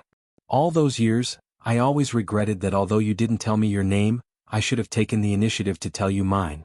The girl took the initiative to extend her hand to Fang Yan and said, hello, I am Qin Yitian. Chapter 381. Snow was flying outside the glass doors and windows, the room was not air-conditioned, and the soup in the bowl on the table had already solidified. However, the two of them did not feel cold at all as they reminisced about the past. The girl took the initiative to extend her hand to Fang Yan and said, "Hello, I'm Qini Tian." This was a belated courtesy, and also a belated acquaintance. Fang Yan reached out and held Qini Tian's hand. Her hand was cold, slender and fleshless. He looked into the girl's serious and sincere eyes and said, "I'm Fang Yan. Nice to meet you. I recognized you at first sight. Although you were more mature than the Fang Yan I met before at that time, your silhouette had already taken shape, and some of your expressions and movements were very special, and others could not imitate you. I've been waiting for you to recognize me. I thought you'd recognize me at first sight, or maybe you'd recognize me all of a sudden. Wait. Are you an idiot or an idiot? Why aren't you reacting at all?" Qini Tian pretended to be angry. Fang Yan was a bit embarrassed and said, "You were still young at that time. A girl changes 18 times between childhood and womanhood, becoming more and more beautiful. If you didn't tell me, if you didn't remind me of Jianfeng Ridge and Beidai, I really wouldn't have remembered. Was I not beautiful when I was young? You were beautiful when you were young. Not beautiful now? Still beautiful now. Then why did you say that a girl changes 18 times between childhood and womanhood, becoming more and more beautiful? Am I better looking now than when I was young? Both. Mr. Fang, your face is red again." Fang Yan rubbed his cheeks in embarrassment, then looked at Qini Tian with a face full of shock and said, "Didn't you say, you didn't want to call me teacher?" "I didn't want to call you teacher before because I didn't want you to always treat me as your student," Qini Tian explained with a smile. "Why are you calling me that now? Now I call you Mr. Fang because you won't return to Rosefinch, right?" The smile on Fang Yan's face froze as he asked in a deep voice. Qini Tian nodded and said regretfully, "There will be some repercussions from what happened in Flower City. Those people probably won't give up until they get what they want. I've already talked to my family, and they don't agree to let me go to Hua City. That place is too far from Yanjing City. On one hand, there's no natural barrier of authority, so no one would dare to do such a thing in Yanjing City. On the other hand, it's impossible for the family to send too many elite forces to protect me. The Chaoyan Research Institute has already diverted a lot of our energy, and we don't dare to use people who are not reliable enough. Also, I can't waste my time as freely as before. After the new year, I'll be my mother's assistant and start to get in touch with some of the family's core businesses." Hearing Qini Tian's words, Boss Fatso glanced over. With an honest and mocking smile on his face, he thought to himself, "This girl is quite pretty, but her words are unreliable. Every time she opens her mouth she talks about family, and core business. She makes it sound like your family has many businesses. Raising a few pigs at home isn't a family business, and being able to make a bowl of lamb-stewed noodles isn't the core technology." "Isn't it too early?" Fang Yan said in surprise. "You're still that young?" "Still young?" Qini Tian smiled and said, "At my age many people are already shouldering more and heavier responsibilities than me. It's just because my family spoils me and let me drift for so many years. Besides, I can't learn anything in school. I know everything you guys teach me." As a teacher, his self-esteem was still very hurt after being said that by a student in front of him. Fang Yan felt that whether it was from his personal standpoint or professional honor, he had to fight back against Qini Tian's statement. So, Fang Yan looked at Qini Tian and said, "Can your tongue lick your elbow?" If Qini Tian said she couldn't, Fang Yan would quickly extend his tongue to her elbow and lick it. Then he would seriously teach her that when three people walk together, there must be a teacher and she should always be humble. There were some things that a teacher could do but a student might not be able to do. Qini Tian giggled and said, "This is not difficult for me." Qini Tian stretched out his arm and drew a circle on his chest as if he had no bones. Then Qini Tian's lips gently kissed her elbow. Since her trump card had failed, Fang Yan could only admit defeat. At this moment, the glass door was pushed open with great force, and a strong cold current swept in. Qini Tian was facing the door, and he couldn't help but wrap his sweater jacket around his body. A few middle-aged men walked in with the smell of alcohol, talking and laughing. The big man in the lead shouted, "Boss, make 4 bowls of stewed noodles. Big ones. Cut 2 pounds of beef. Be quick, we're all starving." Then he turned to the 3 brothers behind him and asked, "Do you want a few bottles of beer to rinse your mouth?" "No, I won't drink any more. I drank a few bottles of wine in the nightclub just now, I can't drink any more." "If brother Hai drinks, I'll drink. If Brother Hai doesn't drink, I'll eat noodles. Eat noodles, I'm starving. How about we listen to Brother Hai and order a few bottles to rinse our mouth? Boss, give us a dozen beers. Brother Hai shouted loudly. Hey, that chick was really strong. She gave it to you in the washroom, I couldn't hold back. The few men shouted loudly and said some unpleasant things. Fang Yen frowned slightly, but Qin Yiqian didn't make a sound, as if he didn't understand what they were talking about. Fang Yen looked at Qin Yiqian and said, I'll send you back. The atmosphere of reminiscing was destroyed, so Fang Yen was ready to leave with Qin Yiqian. Because he was worried that something unpleasant would happen, but he was in a really good mood tonight. He didn't want this happiness to be destroyed. Okay, Qin Yiqian said. Fang Yen shouted, Boss Bill. Coming. Boss Fatso, who was kneading the dough, quickly ran over. 9 yuan for a bowl, 18 yuan in total. Fang Yen gave him 50 yuan and said, Boss, keep the change, just treat it as we bought the mutton. That won't do. Boss Fatso said. I've already collected the mutton, 9 yuan for a bowl. As he spoke, he quickly found a handful of change and handed it to her. Fang Yen was stunned for a moment, took the change and said, Come often in the future. Come often in the future. Boss Fatso smiled honestly. As Fang Yen and Boss Fatso were talking, the eyes of the middle-aged men shifted to Fang Yen's face. After glancing at Fang Yen, they naturally saw Qin Yiqian. Then they couldn't move their eyes away anymore. They were instantly stunned and their hearts were beating rapidly. They felt that they had found the feeling of their first love. Yes, what a ridiculous thing. When they had long crossed the age of 30, each of them had found the feeling of their first love. Taking off his outer leather jacket, unbuttoning 3 buttons of his shirt, revealing a finger-thick gold necklace around his neck, the short and fat Fuhai wiped the saliva from the corner of his mouth. He looked at Qin Yiqian with a smile and asked, Little girl, are you still a student? Qin Yiqian nodded and said, That's right. But soon I won't be. Oh, that's because I'm about to graduate. It's not good to graduate, it's still more comfortable in school. There's a lot of competition. The monthly salary of a university student who just entered society is 1,800 yuan. It's not even enough to rent a basement in a place like Yanjing. Little girl, have you found a job? Should be about right. What job? Assistant. Oh, it's called assistant, but it's actually a secretary. The people in society are sinister. Little girl, I see that you're very innocent and have no work experience, so don't be cheated by others. Brother Hai pushed away his chair and stood up, walking to Qin Yiqian's side and said, Little girl, I'll give you a business card. I'm the person in charge of Hai Tian trading. I also have an advertising company and a modeling company. It just so happens that I've recently been recruiting a chairman's assistant. Little girl and I have fate. If little girl is interested in working at Hai Tian trading, I'm willing to give you a monthly salary of 5,000, no 8,000. This is only the probation period. After the probation period, the monthly salary will be at least 10,000. I can tell you, only you have this kind of opportunity, other graduates can't. Most of them still have to live in basements and eat boxed lunches. Qin Yiqian took the business card and glanced at it, saying, Why do we have fate? Hehe, you're so beautiful, you make people's eyes light up. Who wouldn't want to have fate with you? Brother Hai opened his mouth and laughed, raising his arm to look at the time, inadvertently revealing the gold Rolex watch on his wrist, saying, Miss, it's 11:26 now, remember this time, we'll meet in this minute. This minute is so different. I'll wait for you for 24 hours, remember to call me. I won't wait after the deadline. Brother Hai showed his most romantic humanistic feelings, looking at Qin Yiqian and said, Believe in my sincerity, believe in your eyes, give me a call, I'll give you a comfortable and satisfied smile.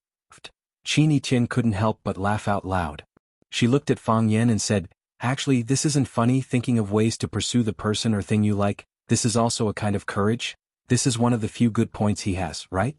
Brother Hai also laughed and said, Don't be fooled by my rough appearance, my heart is very meticulous. If you want something, you must think of ways to get it. How can a man not have a bit of aggressiveness?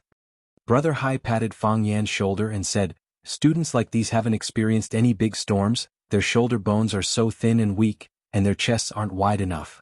Can they protect their own women from getting hurt? This is also the reason why so many little girls nowadays like uncles like us. Chapter 382. Brother Hai really liked Qin Yiqian. Who wouldn't like such a beautiful and cute girl? Brother Hai felt that he should act more mature and domineering. His big hand grabbed Fang Yan's shoulder, making him look like he was full of aggression and control.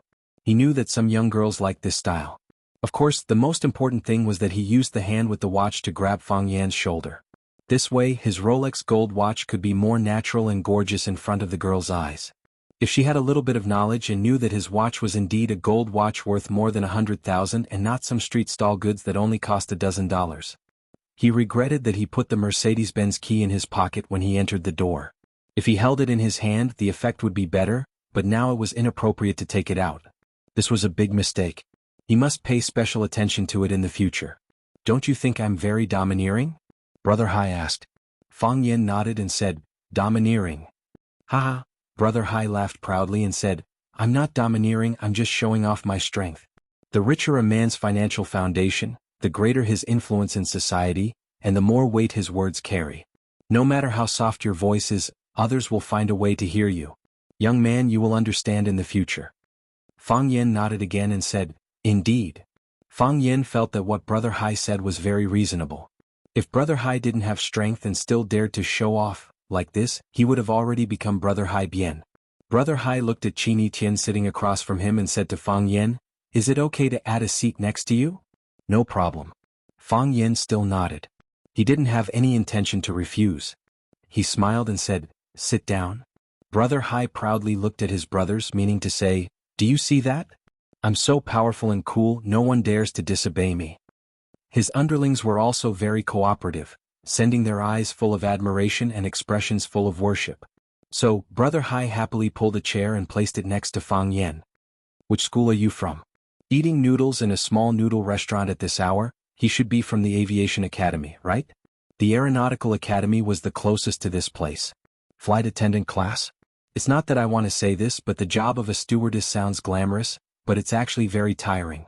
She's just a flight attendant. The salary wasn't high, but there was plenty of work. There are also some customers who are not well-mannered. They are very touchy and give me a headache. We're not from the Aviation Academy, Fang Yan said with a smile. He stood up and was ready to send Qini Tian back. When Fang Yan left, Qini Tian naturally followed suit. The smile on Brother Hai's face froze. He sat down to have a good talk with Qini Tian. Just as he sat down, the other party stood up to leave. Wasn't this a slap to his fat face? Wait! Big Brother Hai shouted. Fang Yan stopped and looked at Brother Hai. What's the matter? Brother Hai opened his mouth to speak, but he didn't know how to answer this question. What could he say? You guys leaving just like that makes me lose face? The corner of his eyes glanced at the table, looked at Qini Tian and said, little girl, you dropped something. Dropped what? Business card, Brother Hai said with a smile. You forgot your business card. Qini Tian smiled and said, thank you. But I never accept business cards from others. The people she was willing to remember didn't need business cards at all. Brother Hai's face became even more embarrassed, his eyes were fierce as he said, this isn't a good habit. If someone gives you a business card, that means they think highly of you. If you don't accept business cards from others, that means you're looking down on them. I'm a good person, but my temper isn't very good. If I think someone is looking down on me, then I'll let them have a good look at me. At that time, I'll definitely remember it deeply. Qini Tian thought for a moment, then said, then just think of it as me looking down on you. Are you King looking to die? The lackeys were very conscious, seeing their big brother being humiliated, they immediately jumped up and attacked. You little bitch, one look and I can tell you're a slut. You've already become a black fungus, haven't you? Brother Hai, why are we talking nonsense with her? Let's take her away for you to play with. The boss of the noodle shop, Fatso, heard the two groups of people quarreling. He quickly put down the rolling pin and ran over, trying to calm them down. Don't be angry, anger hurts the liver, we're all civilized people. Fatso walked in front of Brother Hai and tried to calm him down. Brother, they're just two kids, they don't know how to talk, don't lower yourself to their level. You sit down, I'll make you a big bowl of lamb and noodles. Get lost, Brother Hai shouted angrily. Who the CK are you? Do you believe that I won't smash your shop? The boss of Fatso said with a wronged face. You can smash my shop, how can you scold my mom? My mom didn't provoke you. Are you deliberately looking to die? Brother Hai was even angrier. The boss of Fatso's rebuttal made him feel like it was a provocation to his dignity. I really didn't mean that, the boss of Fatso hurriedly explained. I just wanted to reason with you, how can you be unreasonable? My mom is farming in her hometown, she didn't provoke you, you can't scold her. With two groups of enemies appearing at once, Brother Hai didn't know who to beat first. Of course, his intelligent brain quickly helped him make the balance. He stared at the boss of Fatso with a sneer and said, "Damn Fatso, just you wait, the monk can run but the temple can't. Wait for your broken noodle shop to close down." "You're fatter than me," the boss of Fatso said with dissatisfaction. "What right do you have to scold me, damn Fatso?" F***ck, Brother Hai was about to explode from anger. Where did this idiot come from? Are you deliberately playing with me? Do you believe that I can make your broken shop close down with just one word? "I don't believe it," the boss of Fatso said. "You don't have that ability. Even if you could do it, you'd have to ask someone to do it. If you ask someone to do it, you'd never get it right. You'd have to say at least a few dozen words." Brother Hai changed his mind. He was going to beat the boss of the noodle shop first. So he waved his hand and shouted, "Brothers, help me break one of his legs. Break both of them. I'll teach him a lesson." "No problem." Brother Hai's brothers gathered around, ready to beat the boss of Fatso. "Wait," Fang Yen shouted. He walked in front of the boss of Fatso and said, "Why don't you guys beat me up first? Young man, hurry up and leave." The boss of Fatso grabbed Fang Yan's arm and said, "You take that little girl and leave. Although she's a bit vain, she's not bad and I can see that she likes you a lot. This is adult business. Why are you two kids getting involved?" Fang Yan smiled bitterly and said, "Big brother, how did you know that I'm a kid? You're not a university student here?" "I'm a teacher," Fang Yan said. "A high school teacher. How could you be a university student?" The boss of Fatso looked at Fang Yan's eyes with disdain, pointed at Qini Tian and said, "She's a high school student." "She's a high school student," Fang Yan nodded. The fat on the boss of Fatso's face began to tremble and he scolded, "You beast in human clothing, you despicable person, you're a teacher. How could you date your own student? Do you have any sense of civility? Do you have any sense of shame? Have you thought about the feelings of the child's parents and family? People like you are worse than animals. No wonder people say that people who read a lot have bad hearts. Your hearts are all bad." "Big brother, it's not what you think. It's not what I think. You think I didn't eavesdrop when you were talking? I didn't peek at the way you two talked? I saw it all and I even secretly blessed you in my heart. Bah, I was blind and blinded to bless you." Brother Hai looked at Fang Yan, then looked at Qini Tian, grinned and said, "Interesting. Really interesting. I thought you were all university students, turns out you're just high schoolers." He stared at Fang Yan with a smile and said, "Little brother, you're really shameless. You can even lay your hands on a high school girl? Teacher, which school are you from? If your school finds out about this, I'm afraid you won't have a good time, right?" Fang Yan squinted his eyes and looked at Brother Hai and said, "There used to be a hooligan called Brother Wolf. He also wanted to use this method to threaten me. And then he licked my leather shoes," Fang Yan said. Big Brother Hai was furious and shouted, "Brothers, cripple this brat for me." Crash. The three men behind him immediately grabbed the bottles and rushed over. When Fang Yan was about to make a move, Boss Fatso suddenly pushed Fang Yan away, stood in front of him and shouted, "Don't hit people. You can't hit people in my shop. If you want to hit someone, hit me." Whoosh! A bottle was swung at Boss Fatso's head. This was Brother Hai personally making a move. He was really annoyed by this Fatso's incessant chattering. "Go to hell," Brother Hai shouted angrily. He was going to crack open Fatso's head first, and let Fang Yan, the male teacher, and Qini Tian, the female student, see some blood. Then things would be easier to deal with and his goal would be easier to achieve. Crack. The sound of a bottle breaking came. Bright red blood dripped from his forehead drop by drop. Brother Hai's eyes were full of disbelief. He was the one who made the move, so why did his head hurt so much? He felt a little itchy in his eyes and when he blinked, the blood flowed down his cheek. Qini Tian threw the broken bottle on the ground and clapped his hands, as if he had done something very insignificant. "Mr. Fang, I love watching you fight for me," Qini Tian said with a face full of happiness. Chapter 383. When Brother Hai swung the bottle at the boss of Fatso, Fang Yan moved like a flash and caught the bottle. Qini Tian didn't miss such a good opportunity. She grabbed the bottle that she had just drunk and smashed it at Brother Hai's head. What she hated the most was those bastards who beat people up without warning. The two cooperated well and scored a perfect score. Qini Tian's move was neat and unexpected. Who would have thought that such a charming little girl could be so experienced and ruthless? After the fight, she said with a happy face, "Mr. Fang, I love watching you fight for me." Fang Yan looked innocent. "You were the one who hurt him. What did it have to do with me?" I only grabbed the tendons of the other person's hand so that his body couldn't move. Brother Hai's head was in a daze and his body was on the verge of collapsing. Brothers, give me. Before he could finish his words, he fell to the ground with a thud. His eyes were closed and he fainted. The fat boss stared at the scene in front of him with his eyes wide open. He had already mentally prepared himself for the worst. He thought that his head would definitely be split open, but why was the person who hit him lying on the ground with his head bleeding? Damn, how dare you bully our brother Hai? A man with a buzz cut grabbed the bottle in his hand and rushed at Fang Yen. Fang Yen felt even more wronged. Please open your dog eyes and see clearly, okay? I'm not the one who hit him. Can you not accuse a good person? Is there any truth in this world? As Fang Yen thought of this, he slapped the man with a buzz cut and sent him flying. Another man followed closely behind. Seeing that Fang Yen slapped his companion away, he wanted to turn around and escape. But his body's inertia made him continue to rush at Fang Yen. He was in a dilemma. Fang Yen didn't want to make things difficult for him. He suddenly lifted his leg and kicked the man's body into the air. He flew toward the glass door of the noodle house. My door? The fatso boss shouted. Fang Yen used the Fang Plum Blossom steps, crossed his legs and pounced towards the man's body. He reached out and grabbed the man's collar. Just as the man's body was about to hit the glass door, Fang Yen forcefully pulled him back. The man's heart was racing and he was panting. He looked at Fang Yen gratefully and said, "Thank you." Bang. Qin Tian smashed the bottle on his head and said with a smile, "You're welcome." How did you knock him down? Fang Yen asked. Qin Tian stared at Fang Yen and said, "Aren't we fighting now?" "Yeah." "Then why can't I defeat him? I mean, we have already subdued him, and he has temporarily lost the ability to cause harm. Actually, there is no need to beat him up like this." "I'm sorry," Qin Tian said with a red face. "I'm too excited."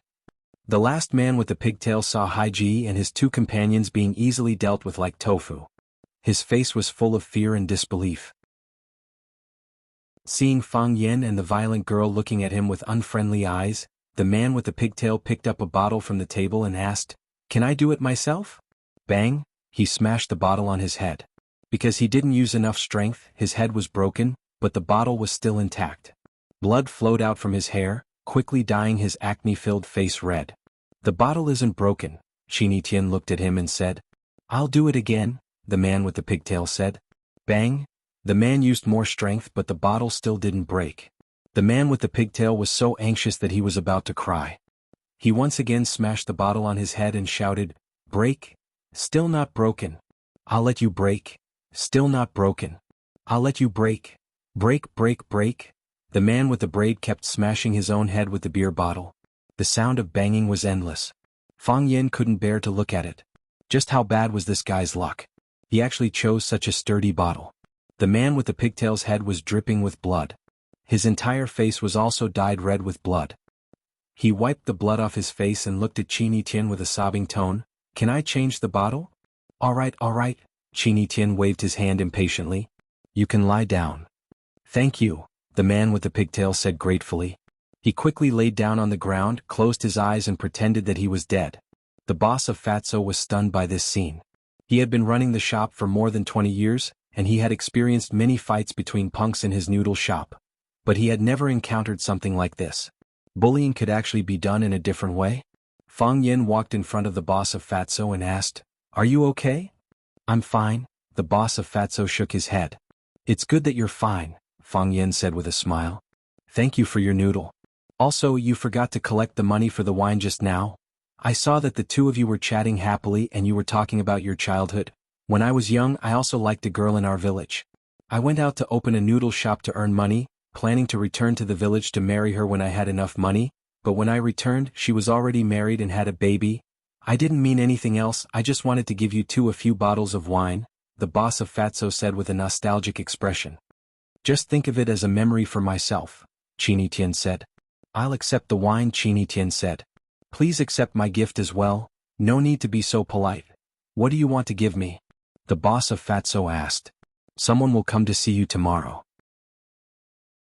The boss of Fatso's mouth twitched but he couldn't help but say, "Girl, it's not that I want to criticize you but you're so beautiful, you already have a lot more than a lot of people. You don't need to fabricate a noble background for yourself in my opinion, having a kind and honest heart is more noble than anything else."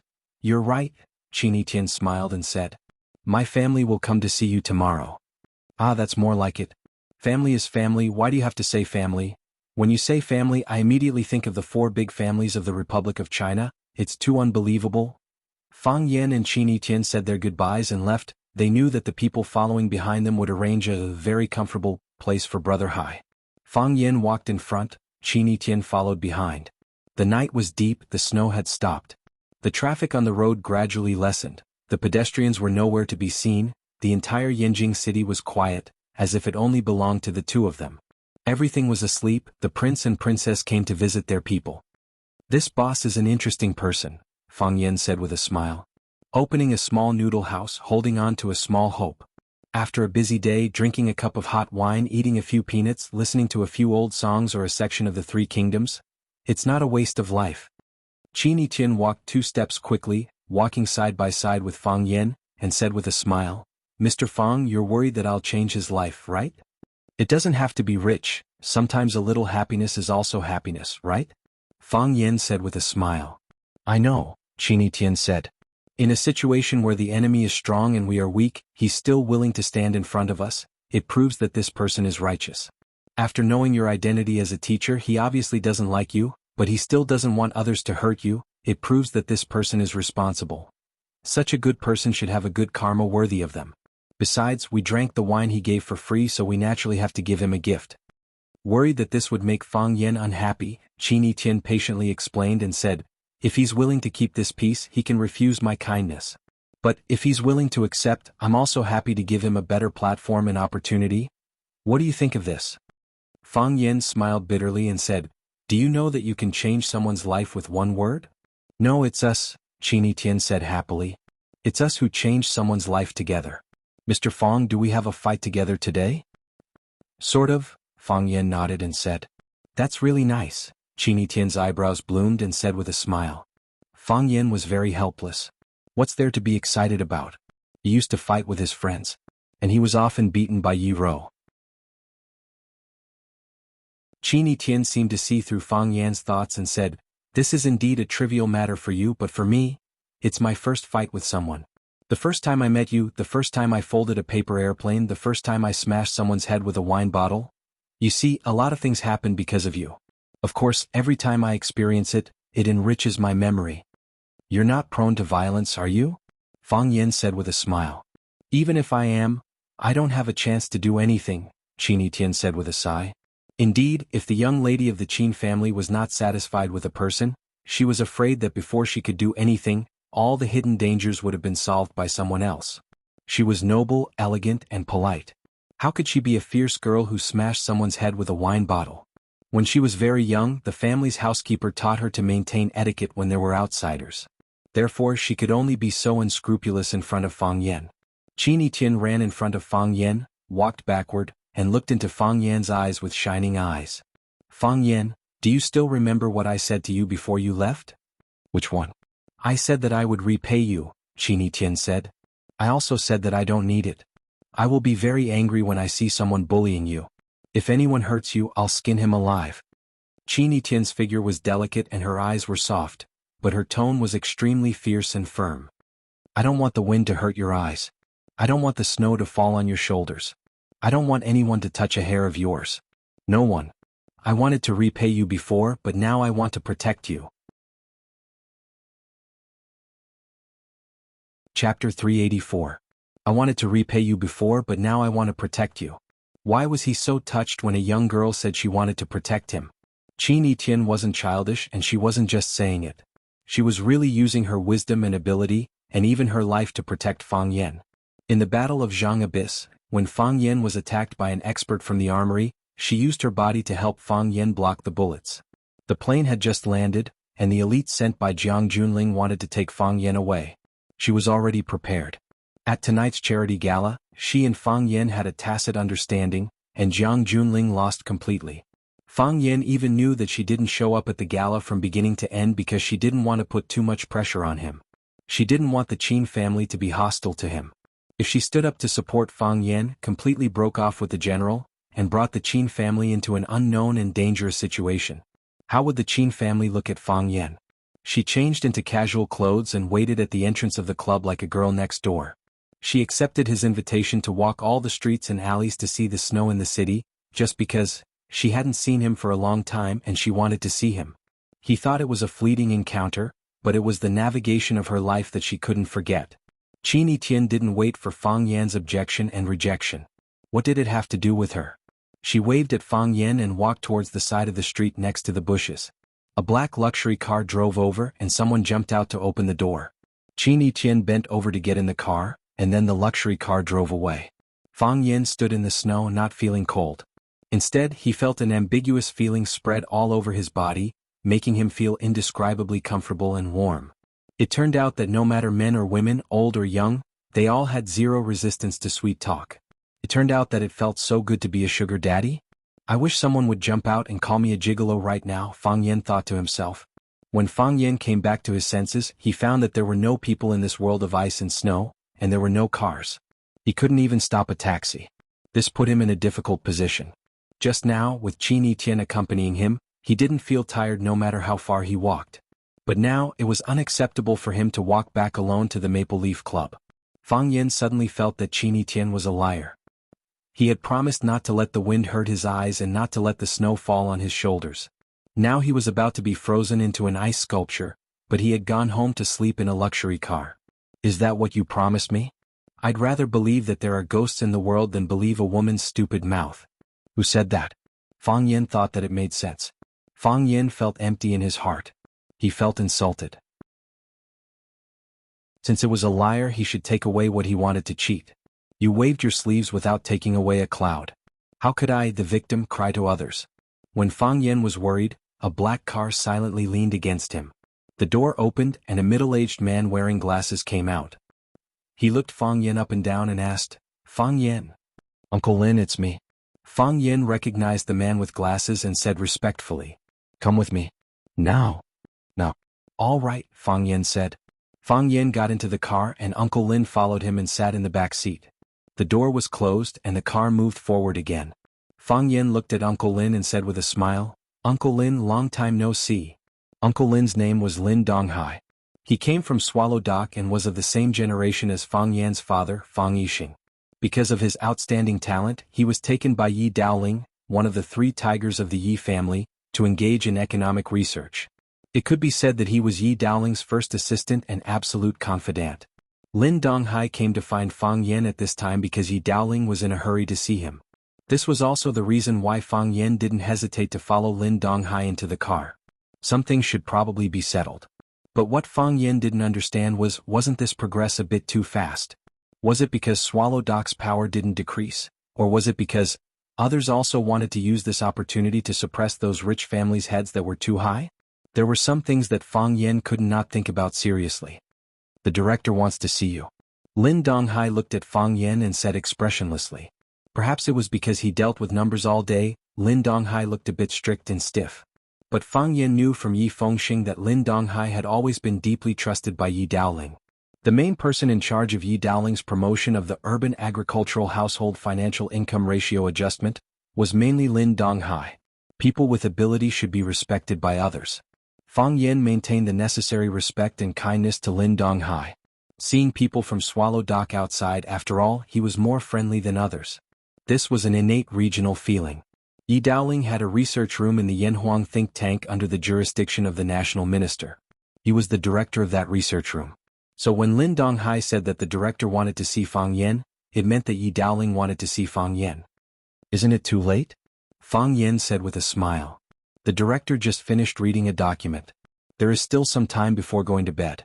Lin Donghai explained patiently. Facing this young man, these bystanders might have a clearer understanding. That was a very important position. It would be a lie to say that they were not tempted. The director also wanted to fight for it, but soon there was a rumor that the position had been decided. A core figure of the general family would be the head of that department. This made the director completely give up. Since such news had already been released, it meant that the big shots above had already made a decision. If they continued to fight, it would be insensible. However, the world turned upside down overnight. The appointment letter suddenly came down, the rumor was shattered, and Yi Daoling became the head of that department. He became a core figure in the economic field. Yi Daoling was still a little confused. He didn't understand what happened. Why did this fat piece of meat suddenly fall into the plate in front of him?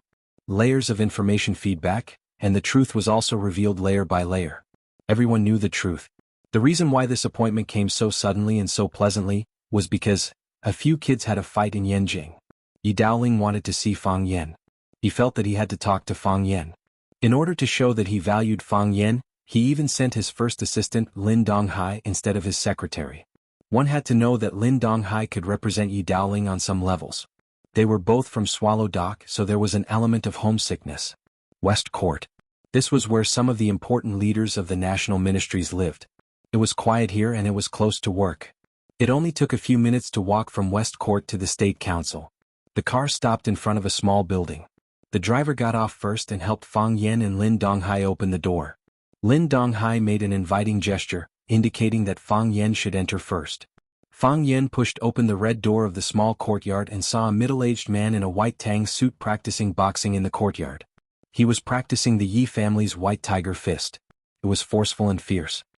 He moved and jumped like a ferocious tiger hunting its prey. He was fierce and courageous and extremely powerful.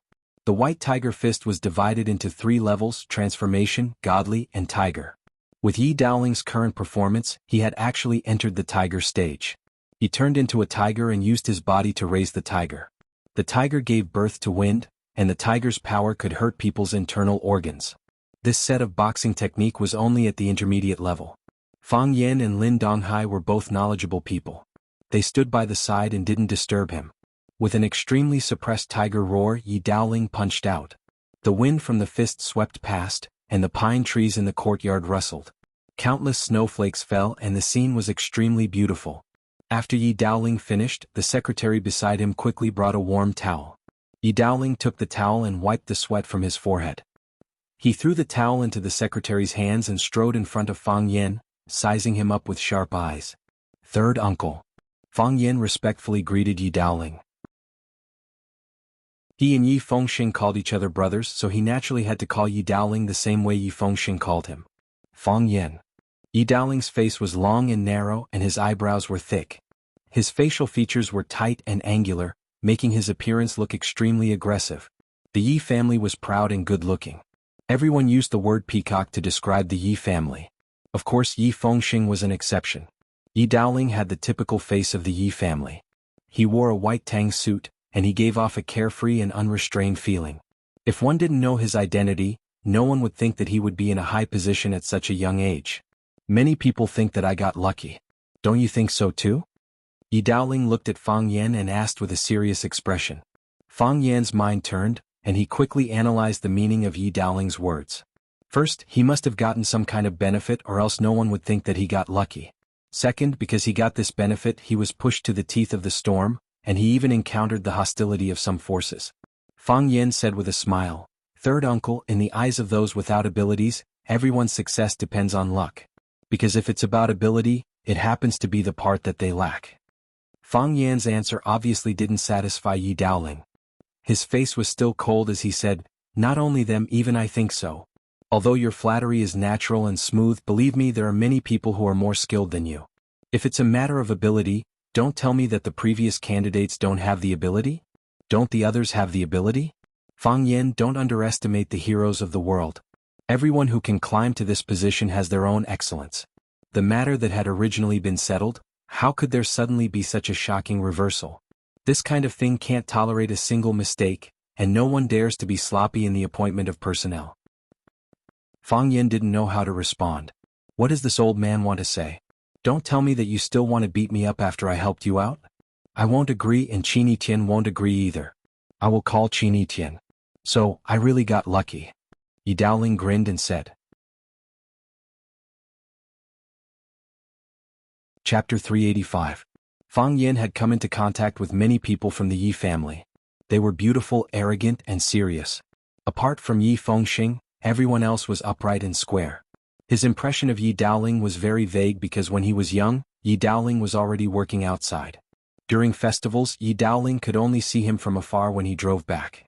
The two of them had almost no interaction. He looked very mature and steady, but he didn't expect Yi Daoling to have such a teasing side. Just a moment ago he had a serious expression on his face that made people feel pressured.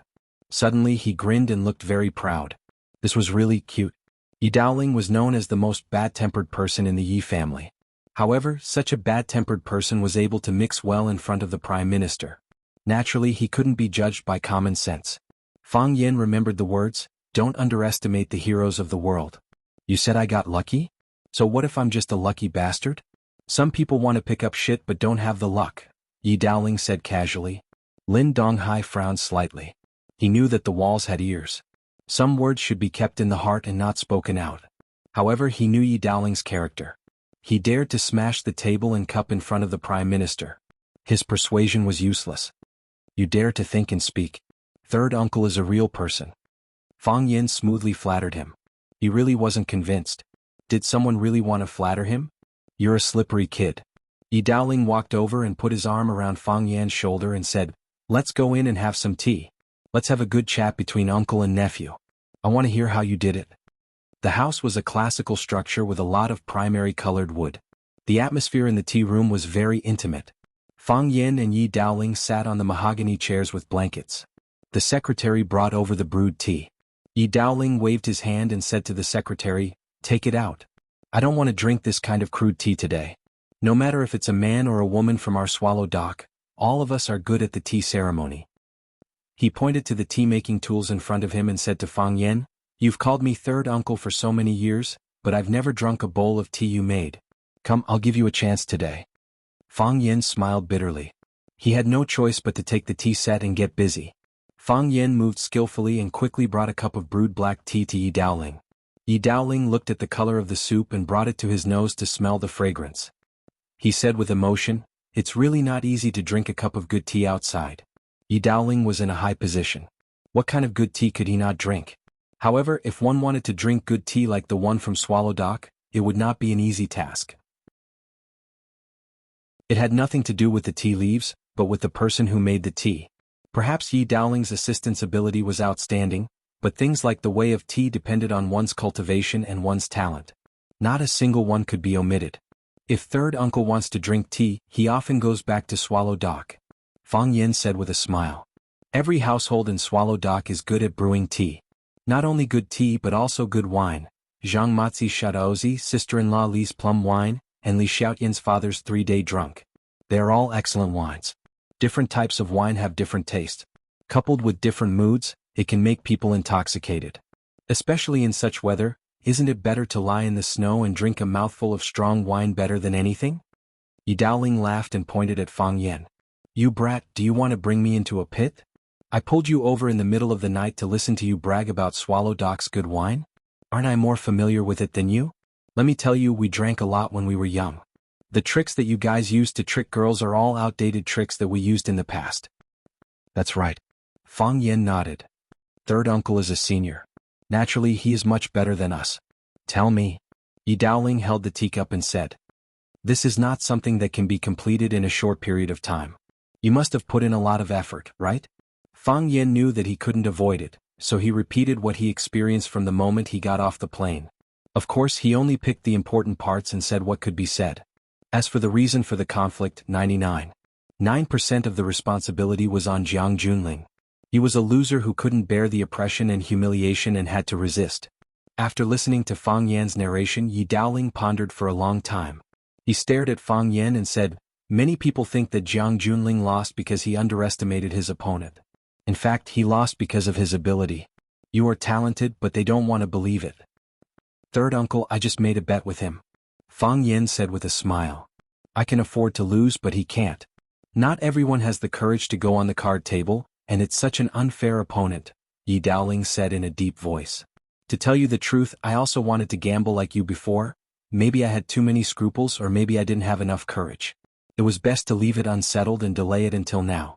I didn't expect to be pushed by you young juniors this time. Third uncle was ready to go. If we didn't have enough power before, we wouldn't have been able to push it. Yi Daoling looked at Fang Yin with a smile and said, How does it feel to be famous in Yanjing City? Famous in Yanjing City? Why? Do you think it's just a child's game?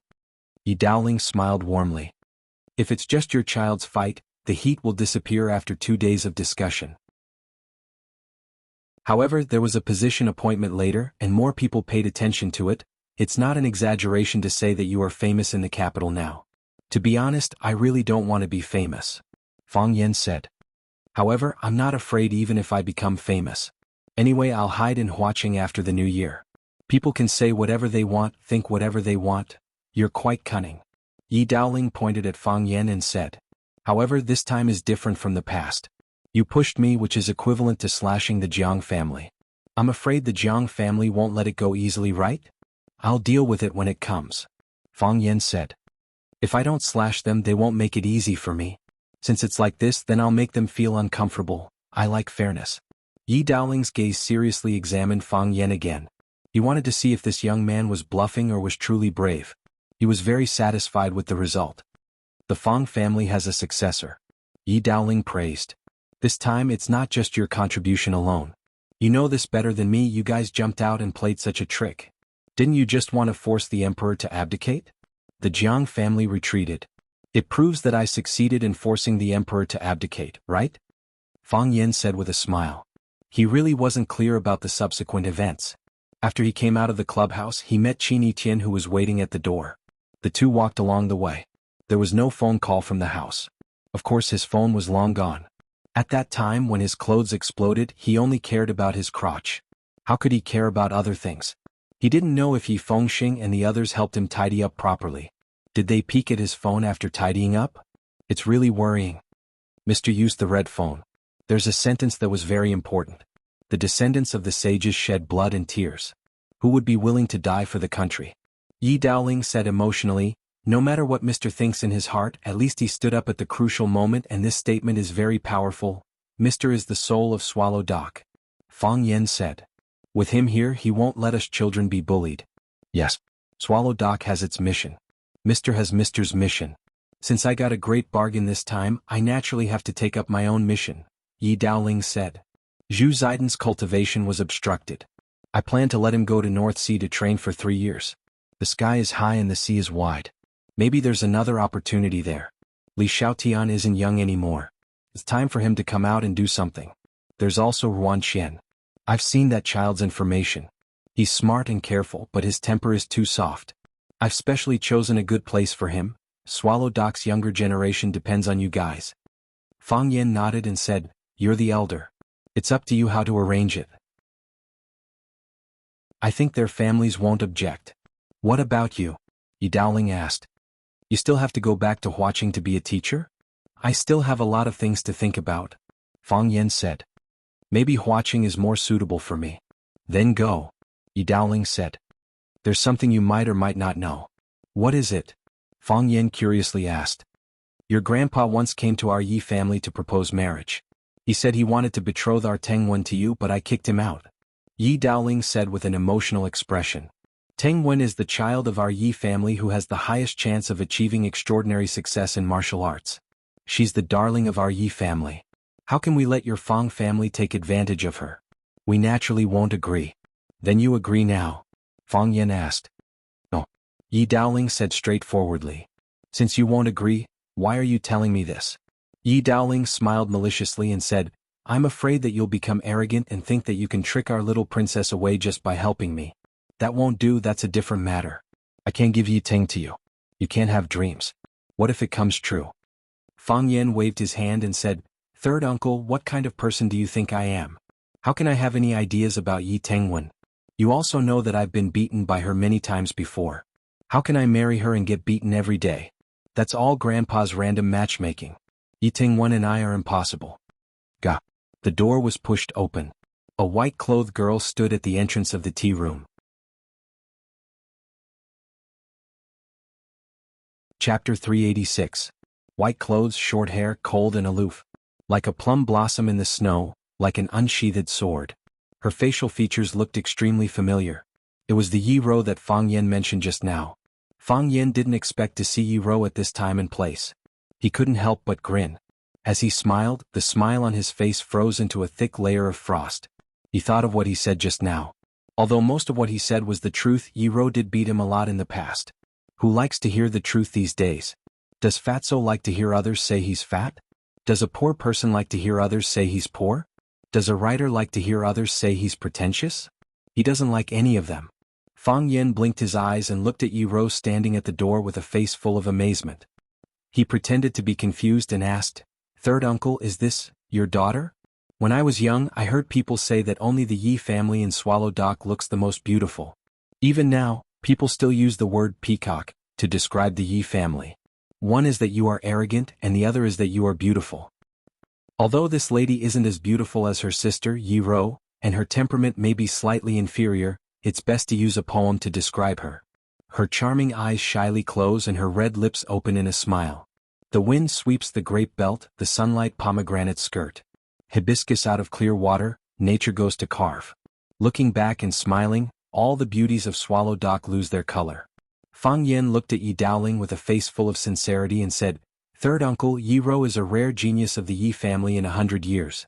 She's also the leader of the younger generation of our Swallow Dock. It's not an exaggeration to describe her as the family's treasure or the country's treasure.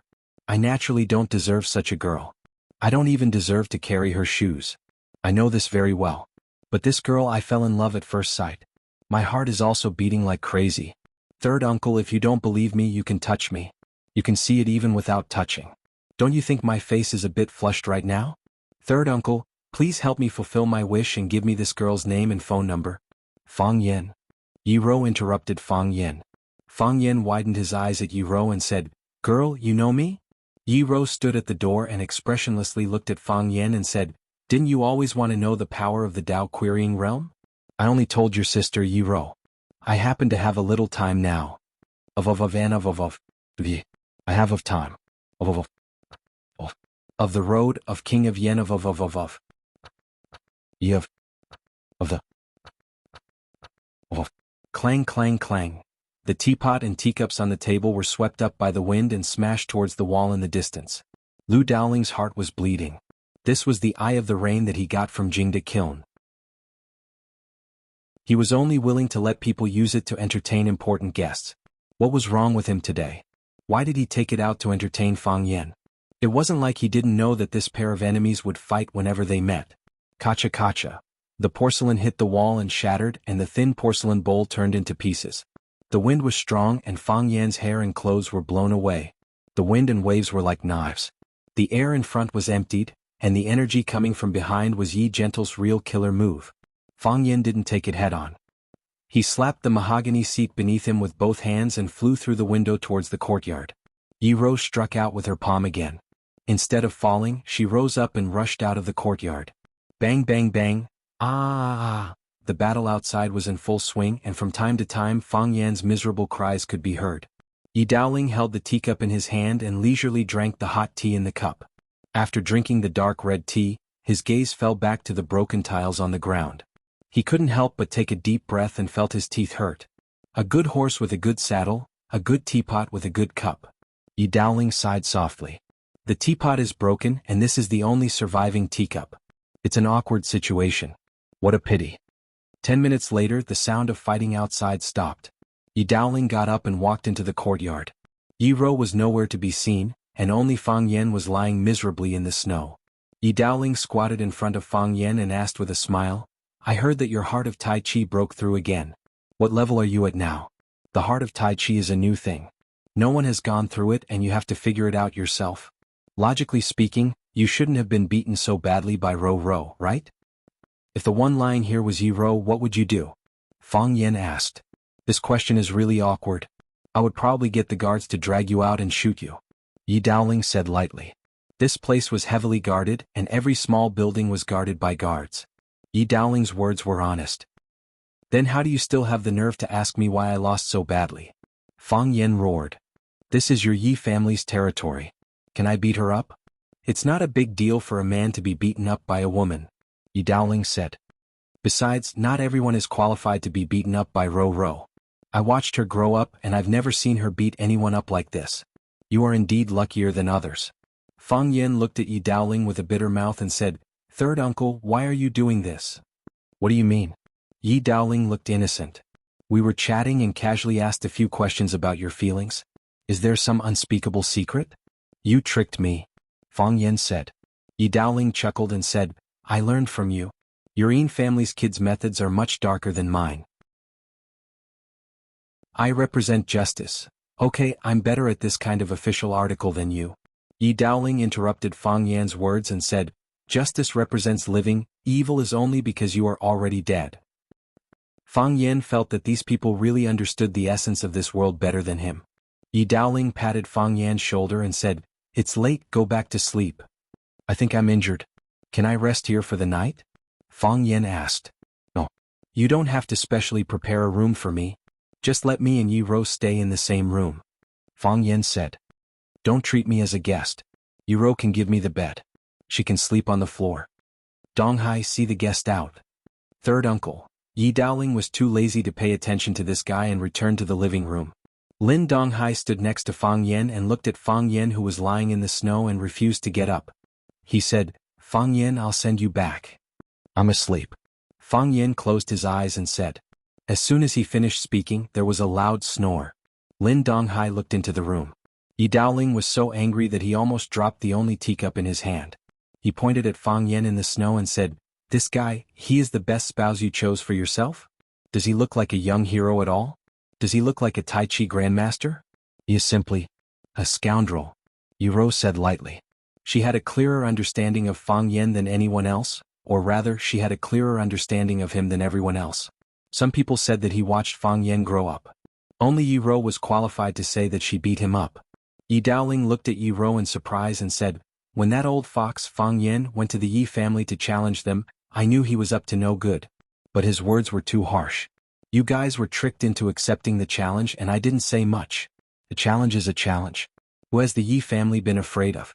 But what I don't understand is that one challenge is enough. Winning once is equivalent to winning for a lifetime. Why do you keep being tricked year after year and constantly accept their challenges? After that, I heard that you left watching for this kid.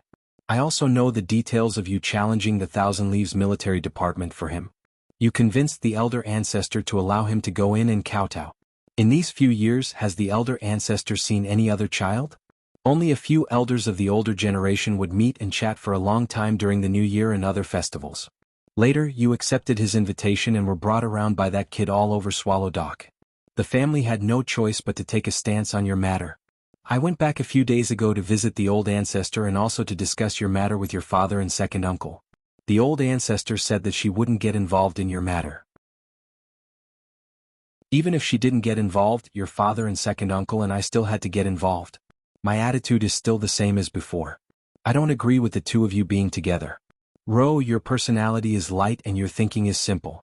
You are wholeheartedly pursuing the martial Tao and we also hope that you can shine on this Tao. If you can enter the Tao-seeking realm or go a step further and enter the legendary heavenly Tao realm, it will naturally be of great help to our Yi family. We all have selfish motives for this. Another reason to object is that we feel that Fang Yan isn't suitable for you. Although I call him a scoundrel, this kid is enlightened at a young age. His heart of Taiji has broken through twice and his strength isn't below yours. This time, he plotted in secret and forced the abdication of the Maple Leaf Society. Not only, sir, how many people in our Swallow Dock have been played by him? He's the type of person who can control clouds and rain with a flip of his hand. But it's because he's too smart, too full of ideas and too ambitious that we feel that you can't be with him.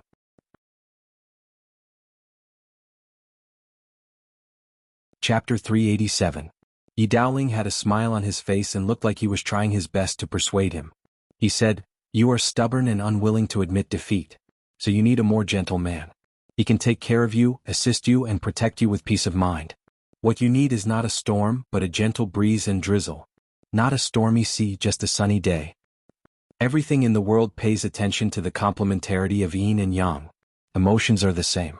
Your temperament is too rigid, so you can't find another more rigid one. Chopping cotton with a kitchen knife, the knife doesn't fall, but the cotton still falls. A rock colliding with a rock. That would result in both sides suffering heavy losses and being smashed to pieces. I think Baishio is not bad, right? Of course, I'm not saying you have to choose Baishio. We have many talents in Swallow Dock, and young heroes are everywhere in Four Corner City. Take your time and you will find a suitable one, right? There is another reason to object. Yi Ro looked at the knight outside the door and said softly. What? Yi Daoling asked. You are afraid. Yi Ro said. Yi Daoling smiled and said, what are we afraid of? What do we have to be afraid of? Fang Yan is not bad. His performance this time is amazing, but it's not enough for us to be afraid of him. If you are old and no one in the younger generation of Yi family can surpass Fang Yan, are you not afraid? No one in the younger generation of Yi family can surpass Fang Yan, and I'm married to Fang Yan. Are you not afraid? At that time, will Yi family or Fang family be the leader? At that time, can Yi family still maintain the power of the number one family in Swallow Dock? This is the most important reason to object. Yi said. Yi Dowling sighed softly and said, this kind of thing needs to be honest. We all know you are smart and you did do this in the past. But in the end I can't say it. Your father, your second uncle, and I are over 100 years old, and we still have to worry about the development of a child. It's really embarrassing and shameful. But what you said is indeed what we are most worried about. Yi Dowling was slightly annoyed that his thoughts were exposed by Yi Wenro, but he didn't hide it anymore. If Fang Yan was just an outstanding youth from Swallow Dock, we wouldn't have to worry about this. As the seniors of Swallow Dock and Fang Yan's elders, we are happy to see more outstanding youngsters rise to prominence. We still have this breadth of mind. Otherwise your father wouldn't have stood up at Swallow Dock to help Fang Yan force her to abdicate. However, we saw the difference in your attitude towards Fang Yan and your feelings towards Fang Yan. If Fang Yan becomes a member of the Yi family, or rather, you become a member of the Fang family, the Yi family and the Fang family will be even closer, even becoming relatives who will advance and retreat together. We have no choice but to consider these questions. Although Yi Fengxing is talented, that is only in terms of martial arts. Yi Fengxing and the others are smart, but they have never been outstanding in terms of martial arts. Yi Zixin and Yi Ziming are also good young people, but they are still lacking compared to Yi Fengxing and Yi Fengxing. Yi Xiaoye and Yi Xiaoyan are both children, and they look obedient and sensible. They might have a bright future. However, they are still too young. You are the most perceptive in our Yi family, and you are also well versed in worldly affairs. You are a top talent in both strategy and martial arts. Only you can compete with a monster like Fang Yan. However, you treat him differently. Just as you know, Yi Fengxing sees him as a big brother and only follows his lead. If you marry into the Fang family, the two of you will help each other and cooperate with each other. At that time, will the Yi family still be able to maintain its position as the number one family in Swallow Dock? The relationship between the Yi family and the Fang family, will the Yi family lead the Fang family, or will the Yi family become the Fang family's vassal? Can't the elder ancestor see the hidden danger? However, the elder ancestor said that she won't get involved in this matter. She won't say anything and she won't say anything. She can choose not to participate, but the elder ancestor is a woman after all. She can't bear to see her favorite child being wronged. However, us men of the Yi family, can we not get involved? Can we not stand up and oppose? Wenwan, protecting the Yi family is our responsibility. It's not convenient for your father to say it and your second uncle doesn't want to say it, so let me be the bad guy. Yi Wenwan sighed softly and said, you are worried that you can't protect it, worried that the owner of the Swallow Dock will change, so you came to restrict my freedom. Is this your way of protecting? Yi Dowling smiled and said, I know you look down on this cheating method and I also know you think third uncle is despicable and shameless. Wenwan, this world is really not as simple as you think. You think it's black or white, right or wrong, friend or foe? No, it's far more complicated than you think. Although I am not as good as you on the path of martial arts, I am very clear that it is countless times more complicated and difficult than climbing the path of martial arts. Can you understand? I understand. Yi Wenwan said. You are the pride of our Yi family. Yi Dowling said with relief. You're also my pride. Yi Wenwan glanced at Fang Yan who was lying in the snow and said, give him a blanket. Then she turned and walked to her room on the second floor. Yi Dowling's face was full of bitterness and said, you still don't understand. Of course, Fang Yan wouldn't sleep in a snow nest. While no one was paying attention, he quickly climbed up the pillar to the second floor, then turned over and jumped into Yi Wenwan's room. Yi Wenwan laid on the bed as if she was already asleep, not moving at all. Fang Yan closed the window, glanced at the layout of the room, then spread out the blanket in his arms to the corner of the room, then consciously fell asleep on the ground. Yi Wenwan. Fang Yan called out. I'm asleep. Yi Wenwan said. A smile appeared on Fang Yan's lips as he said, good night. Yi Wenwan didn't reply and Fang Yan didn't speak either. One was sleeping on the bed and the other was lying on the ground.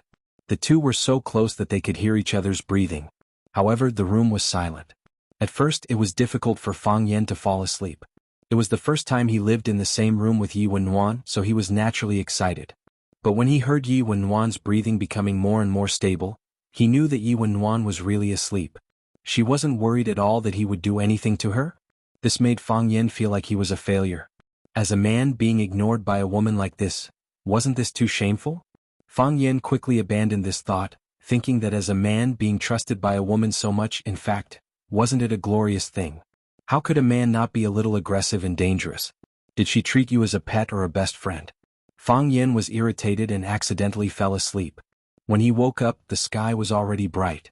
The beauty on the bed was nowhere to be found, leaving behind a fragrant room. Fang Yen ran to the bathroom to wash up. There was a toothbrush and a white cup on the sink. The dark blue toothbrush in the white cup looked very beautiful. There were spare toothbrushes in the cabinet, which seemed to be specially prepared for Fang Yen. Fang Yen hesitated for a long time, but he didn't choose the new toothbrush that hadn't been opened. Instead, he held the white toothbrush in his hand. I can't waste it, Fang Yen thought. So, he secretly smeared toothpaste on the white toothbrush and happily brushed his teeth. As expected, the toothbrush used by others was really easy to use. Not only was the hair soft, but there was also a residual fragrance on it. After brushing his teeth, he felt refreshed and his happiness index doubled. Holding the white toothbrush, Fang Yen looked at it from left to right and put it in front of his nose to smell it from time to time, feeling that he was really cute. After washing his face with Yi Wenwan's towel, Fang Yen reluctantly walked out of the bathroom. He went downstairs to the living room and saw Lin Donghai sitting on the sofa reading the newspaper. Seeing Fang Yen go downstairs, Lin Donghai closed the newspaper in his hand and said, "There's breakfast on the table." "Thank you." Fang Yen ran to the table and sat down. As expected, there was delicious breakfast on the table. There was porridge that had been boiled to a pulp, and a large plate of steaming white steamed buns. There was a small plate of green vegetables and a small plate of pickled vegetables. It was appetizing at first glance. While eating the porridge, Fang Yen asked, "Where's third uncle?" The director went to work. "Where's Yi Wenwan?" "Miss Yi went out early in the morning." "Where did she go?" "I don't know." Fang Yen didn't get any reliable information from Lin Donghai, so he buried his head in the food. After eating, he called Yi Fengxing and asked where they were now. After knowing that they didn't go back that night and directly stayed in the hotel below Maple Leaf Club, Fang Yen asked Lin Donghai for a car and rushed to Maple Leaf Club. While sitting in the car, Fang Yen sent a message to Yi Ro and asked, "Where are you?" In the past, Fang Yen didn't have Yi Ro's phone number at all. Of course, even if he had, he didn't dare to call. After coming back this time, the relationship between the two improved greatly. A few days ago, they often took a walk around Swallow Dock, so Fang Yen took the opportunity to get Yi Ro's phone number. Of course, Yi Ro just didn't use her phone often. "On the way," Yi Ro replied. "On the way where?" "Swallow Dock." "I'll go back later," Fang Yen said. Yi Ro didn't respond. "If I knew you were going back, I would go back with you." "It's good to have company," Fang Yen said. "I drove here," Fang Yen added. Yi Ro still didn't respond. Yi Ro was a goddess. It was normal for a goddess to ignore a loser's message. However, Fang Yen still felt hurt. So, Fang Yen used his trump card and said to Yi Ro, "I used your toothbrush." Chapter 388. Fang Yen waited for a long time, but he still didn't receive any response from Yi Ro. This was the phone Fang Yen asked Lin Donghai for so that he could contact Yi Fengxing and the others. Even the SIM card was prepared by Lin Donghai. Fang Yen called the customer service number of the mobile company and found that there were still hundreds of yuan in the card. There shouldn't be a problem of not receiving information because of arrears. That was, Yi Ro was not willing to respond. Fang Yen felt very strange. According to Yi Ro's character, she shouldn't keep silent when encountering such a thing. If she didn't explode in silence, she would perish in silence. Yi Ro couldn't perish, so there was only one truth. Fang Yen suddenly began to miss watching. Fang Yen met Yi Fengxing and the others in the hall on the first floor of the Maple Leaf Club. Qin Yanqing was a civil servant, so she got up early and went to work. Wang Kaixin was also called back by his family. After what happened last night, his family was naturally worried. There were some things that needed to be clarified. They had offended such a powerful family, so they had to think about how to solve the problem. Li Xiaotian was taken away by his brother, Li Xiaolong. Only Yi Fengxing, Zhu Zidin and Ruan Jing accompanied Fang Yen back to Swallow Dock. They first asked the club to send a car to Nanshan restaurant where they had dinner last night. Their cars were all parked there, so they had to drive back. Fang Yan's pants exploded, and his phone and wallet were put away by Yi Fengxing. Yi Fengxing asked Fang Yan where he went last night. They didn't have his phone number, so they couldn't find him. They were worried that he would come back for them, so they stayed in the hotel under the Maple Leaf Club. They even helped Fang Yan get a room, but they didn't expect that Fang Yan would return after waiting for a whole night. Fang Yan didn't hide it. He said with a smile, "Your third uncle sent someone to take him away." "My third uncle?" "Yes, Yi Daoling." "Yi Daoling." Fang Yan nodded. "Why did he call you?" Yi Fengxing asked with a puzzled expression. Then he instantly understood and smiled. "I've received a call from my family. I really have to thank you for this. Third uncle probably didn't expect that this big pie would fall on his head, right?" "What are you thanking me for?" Fang Yan asked with a smile. "This is the result of everyone's hard work. This is Swallow Doc's victory." Zhu Ziden was also very happy and said, "Exactly. Third uncle also came from Swallow's Dock. In the future, if Swallow's Dock has any problems, won't he stand up and speak up for us?" "We won't be bullied by others," Ruan Qian said with a chuckle. Fang Yan looked at Zhu Ziden and said, "Third uncle also has arrangements for you. I'm afraid Zidan will go to the North Sea after the new year. I hope you can find some inspiration there." Xiao Tian also had to go out to work, so he would probably be assigned to work for third uncle. Ruan Qian also wants to come out, but as for where he placed it, third uncle didn't say, so I can't ask. It sounds really mysterious. "What about me? What about me?" Yi Fengxing looked expectantly at Fang Yan and asked, "Did third uncle say where I'm going?" "No." Fang Yan shook his head. "You all have arrangements, why don't I?" Yi Fengxing said angrily. The young people of Swallow's Dock had all gone out to do their own things. Only he stayed in the village with a group of old people and children. How could he stand it? Which young person didn't want to go out and explore? Which young person didn't want to see the outside world? Fang Yan knew that Yi Fengxing especially envied those soldiers who could go to the battlefield. He really wanted to fight on the battlefield. However, the Yi clan obviously had no intention of letting him go. Fang Yan patted his shoulder and said, "Don't worry. The next time we meet, we'll go talk to third uncle. You should go out and see. Staying in Swallow's Dock all the time is not good for martial arts." "Exactly. You have to help me talk to him." Yi Fengxing seemed to have grabbed onto a life-saving straw. "Before, your Tai Chi heart was almost dead.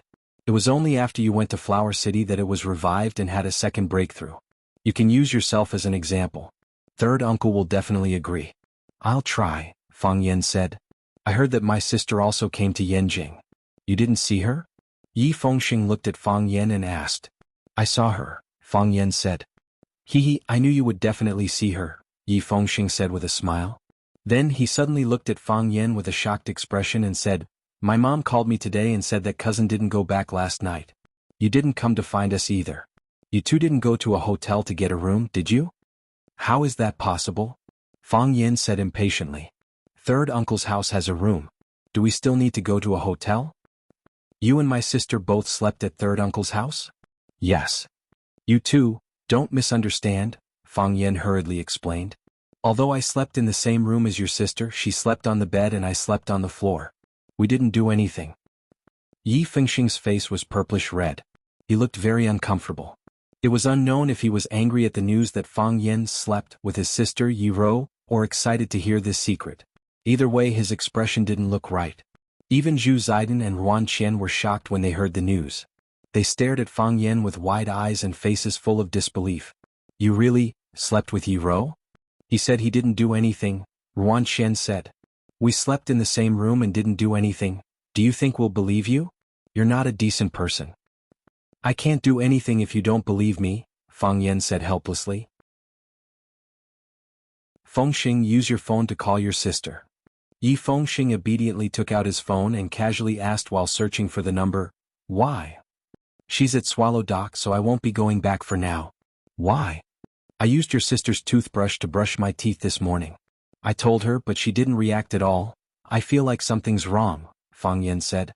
Zhu Ziden sneered and said, "If I were you, I wouldn't go back either. I'll never return to Swallow Dock." Ruan Qian looked at Fang Yan with a face full of sympathy and said, "I'll immediately get someone to buy you a plane ticket back to Huaqing. You should hurry up and leave. Even if you used her toothbrush, there's no need to tell her. Aren't you digging your own grave?" Yi Fengxing finally woke up from his state of shock and looked at Fang Yan and said, "My sister is a neat freak. When I was young, I carried her cat and she washed the cat several times. I used her toothbrush, not the other way around, Fang Yan explained. I'm not a neat freak. When Fang Yan drove home, his mother Lu Wan quickly came up to him. She looked at Fang Yan worriedly and said, "Your grandpa wants to see you. He's asked a few times. He wants you to see him immediately when you come back. Fang Yan, are you all right?" "Don't worry," Fang Yan smiled and said. "I'll be fine. Where's my dad?" "He went to Yinjing to attend a pen meeting," Lu Wan said. "Recently he's been preparing for an art exhibition with a group of art friends, so he's been very busy these few days." "As long as he likes it, let him be," Fang Yan smiled and said. Lu Wan nodded and said, "I've never stopped him. He can do whatever he likes." Fang Yan put his arm around his mother's shoulder and pushed her into the house, saying, "I'm going to talk to Grandpa." "Go," Lu Wan said. "Don't make your grandpa angry.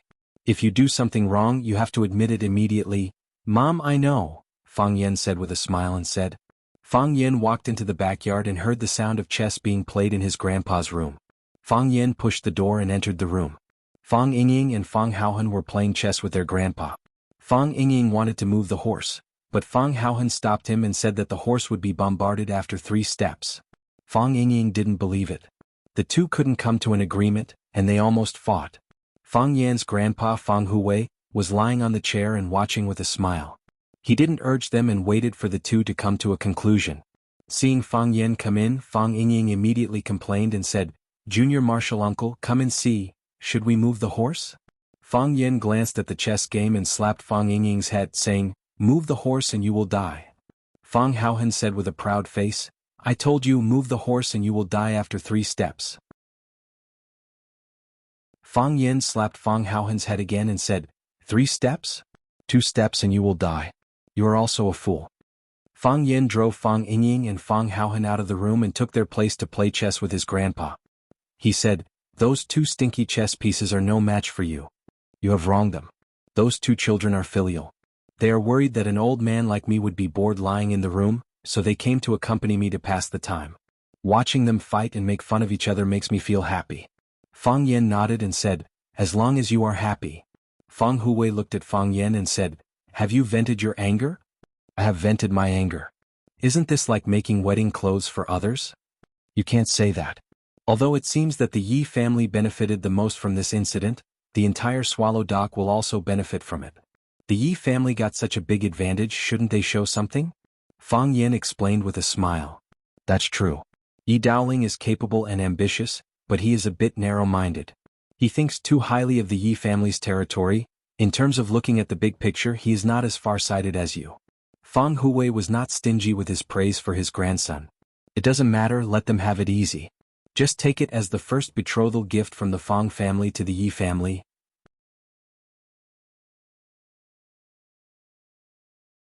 Chapter 389. The heavy snow stopped. The warm sunlight painted the white snow in the courtyard with a layer of gold. The smooth white snow sparkled in Fang Yan's eyes. He woke up without illness or pain. It was another beautiful day. The villagers of Swallow Fort all had the habit of planting plum trees. As a group of experts who lived in seclusion, it was as if they would lose face if they didn't plant a few plum trees or drink a few jeans of strong wine. Of course, there were also plum trees planted in the Fang family's courtyard. Fang Yan opened the window. A cool breeze blew in his face, followed by the fragrance of plum blossoms. Suddenly, a sweet fragrance wafted in the night, scattering the fragrance of heaven and earth, cleaning up the essence, leaving only the bones for people to see. Fang Yan sang with emotion. He felt like he was the plum blossoms that scattered the fragrance of heaven and earth. The red and yellow flowers trembled in the wind and snow, but silently sent a delicate fragrance to the house. This kind of character, this kind of strength of character, how was it different from what he did? For some reason, Fang Yan felt that the plum trees were very pitiful. He said to Fang Yingxiong, who had secretly pushed open the door and stuck his head out to look, "Yingxiong, go and tie some straw to the plum trees to keep them warm." Fang Yingying grinned and said, "Junior Marshal Uncle, are you starting to feel sad again? That sad wind in autumn. What sad wind in autumn? What sad wind and cold?" Fang Yan said unhappily, "I told you and Hero to read more books, but you two just don't listen." Yes, that's what I mean." Fang Yingying nodded shamelessly and said, "Junior Marshal Uncle, but this time you really think too much. Because plum trees are cold-resistant crops, they are not afraid of the cold." How do you know they are not afraid of the cold? Fang Yen turned and stared at Fang Yingying and asked, Are you that plum tree? Do you know how they feel? Fang Yingying opened his mouth and wanted to retort, How do you know it is afraid of the cold? Are you a plum tree? However, he knew that the consequences would be very serious. In the end, he swallowed back the words he wanted to say and said, I'll go and dress them. Dress them up in an ambiguous way. Junior Marshal Uncle, my mother wants you to have breakfast in the living room. Fang Yingying turned around and ran out. Fang Yen admired the plum blossoms for a while before returning to the bathroom to wash up. She took the toothbrush from the cup and was about to brush her teeth when she suddenly remembered something. He ran into the room and took out a white transparent toothbrush box. Inside the box was a dark blue toothbrush. This was something he borrowed from Yi Dowling's house. Anyway, no one would use what he had used. With the mentality that wasting was shameful, he packed this toothbrush and brought it home. He squeezed some toothpaste onto his toothbrush and brushed his teeth again. After brushing his teeth, there was not only the taste of mint in his mouth, but also a faint fragrance. This kind of toothbrush is really a treasure. Fang Yen kissed the handle of the toothbrush and then put it into the cup. Instead, he threw the toothbrush he used before into the trash can. Who told it not to have a natural body fragrance? When Fang Yen was washing his face, the phone in the room rang. Fang Yen wiped his hands and walked outside. He turned on the phone and found that it was a message from Yi Ro. He opened the message with excitement. There were only 4 words and a question mark. Did you brush your teeth? Yes. Fang Yen replied happily. He thought that this woman was really smart. She even guessed that he had just brushed his teeth. Did you use that dark blue toothbrush? Yi Ro's message came quickly. Her typing speed was not slow at all. Fang Yan's handsome face was slightly red. Thinking that Yi Ro was not in front of him, he returned to normal and replied with a little embarrassment, Why do you ask? Worry.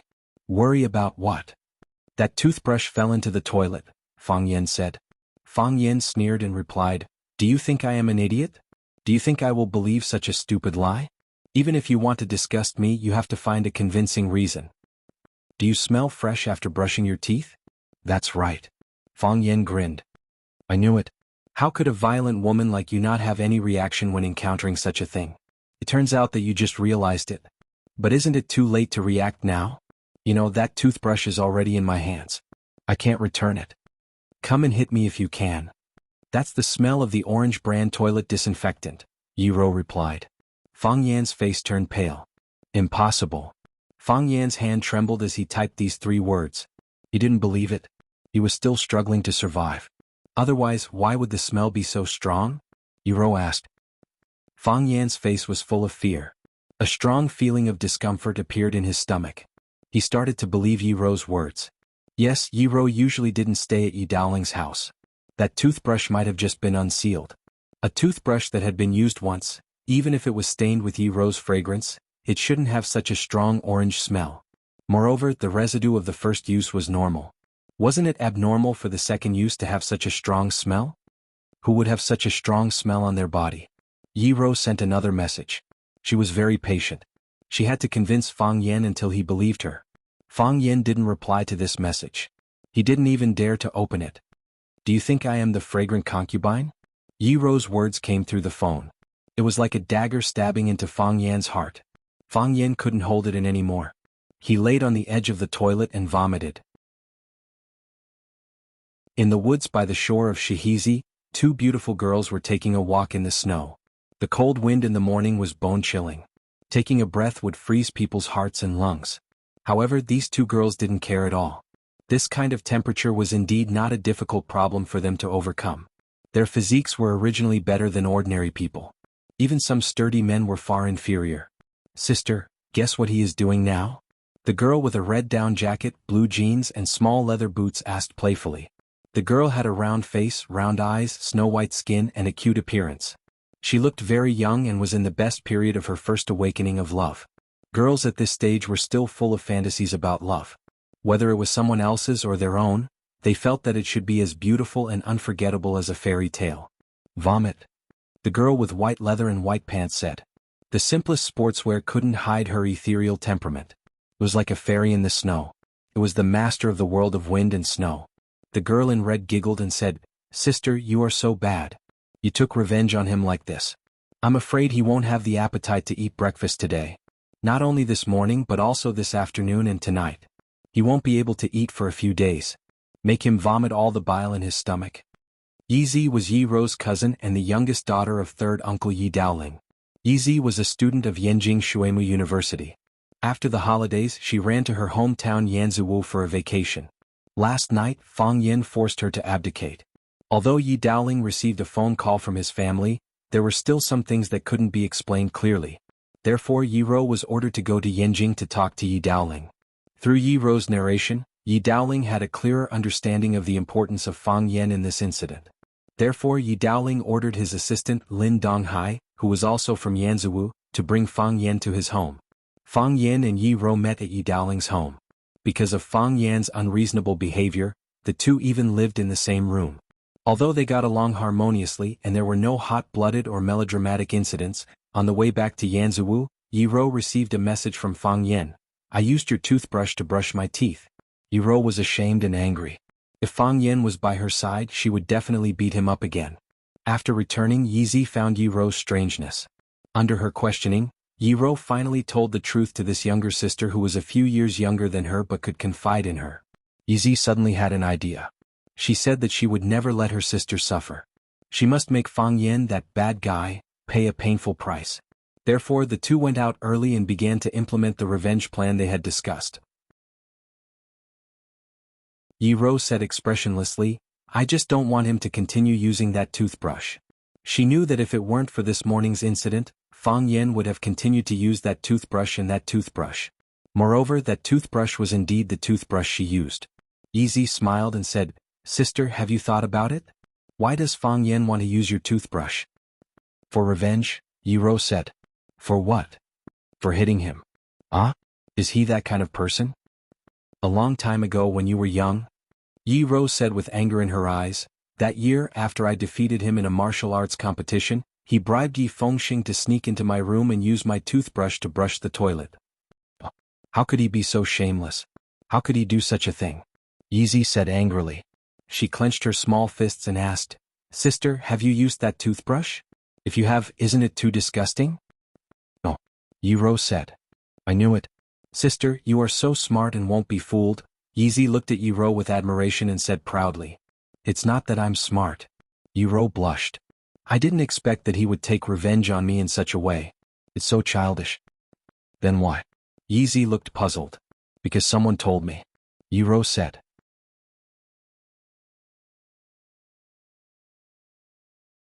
Chapter 390. The informant must be Yi Fengxing, right? He still has some conscience. He is a member of our Yi family but he always likes to help outsiders. Yezi was obviously very dissatisfied with Yi Fengxing's usual behavior and criticized him. "Not Yi Fengxing," Yi Ro said. "Yi Fengxing was also deceived by him that time." "Then who told you?" Yezi was full of curiosity. Although she was also from Swallow Dock, she was taken to Yanjing by her parents to study when she was a child.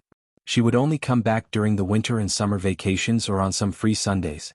She didn't spend much time in Swallow Dock, but she knew that Fang Yan's friends were all loyal to him. This was especially true for their Hua Mei men's team member who made people laugh their heads off. "I promised them I wouldn't tell anyone," Yi Ro said. "Sister." Yezi took Yi Ro's arm and acted like a spoiled child. "Can you tell me in secret? Tell me in secret. I won't tell anyone anyway. You know I've always been on your side." "Even if I tell you, it will still be said." Yi Ro shook her head. You're not loyal," Yezi said discontentedly. She walked quickly alone for a while, and the trace of unhappiness in her heart disappeared. She came back with a smile and said, "Sister, does Fang Yin like you?" Yi Ro glanced at Yezi and didn't answer the question. "He must like you," Yezi said. "If he doesn't like you, why would he brush his teeth with your toothbrush? Think about it, how disgusting it is to use someone else's toothbrush. You will only feel sweet if you use the toothbrush of the person you like." I won't like him, right?" Yi Ro glanced at Yezi and said, "I'll try my best." "What do you mean?" Yezi looked at Yi Ro in surprise. "Sister, don't tell me you like Fang Yin? He is so annoying." Yi Ro was silent. Yezi sighed and said, "I never thought that one day I would have to call Fang Yin brother-in-law. You're not allowed to tell him that I helped you take revenge today. If he finds out, he won't let me live a good life because of his narrow-mindedness." Yi Ro smiled and said, "He already knows." "What?" Because you replied to his message, Yi Rou said. If it were you, what would you do? Just beat him up when we meet, Yi Rou said lightly. When Fang Yan walked into the living room, his father, Fang Yixing, and his mother, Lu Wan, were already having breakfast at the dining table. Just like before, Grandpa ate alone in his own room. When Lu Wan was about to ask Fang Yan to eat, she saw that Fang Yan's face was pale, his pupils were dilated, and even his hair was a little messy today. She hurriedly asked, Fang Yan, what's wrong with you? Are you feeling unwell? I'm fine. Fang Yan waved his hand and sat down on the chair. Did you catch a cold? If you don't feel well, you can eat something before going back to sleep. Fang Yixing scooped a bowl of corn porridge and placed it in front of Fang Yan. He also picked up a meat bun from the plate and placed it in front of Fang Yan. There was a hole in the meat bun and rich oil flowed out. Fang Yan glanced at it and felt his stomach churning. He lay on his stomach and retched a few times, but nothing came out. The contents of his stomach were all vomited out.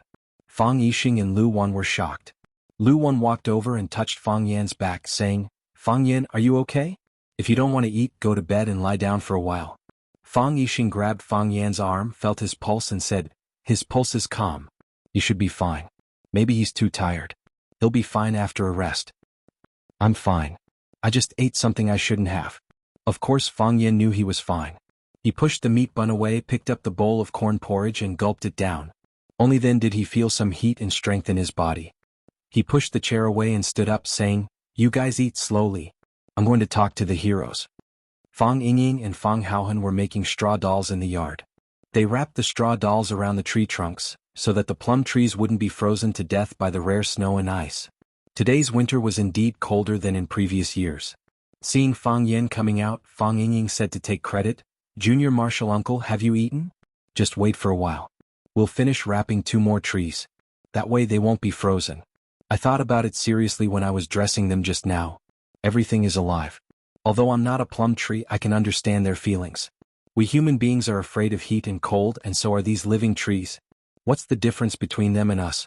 Thank you for your advice. I think my Tai Chi is going to improve to a higher level. Fang Haohan looked up at Fang Yingying and said, I figured it out too. I think I'm going to make a breakthrough. Maybe I'll have the heart of Tai Chi after this breakthrough.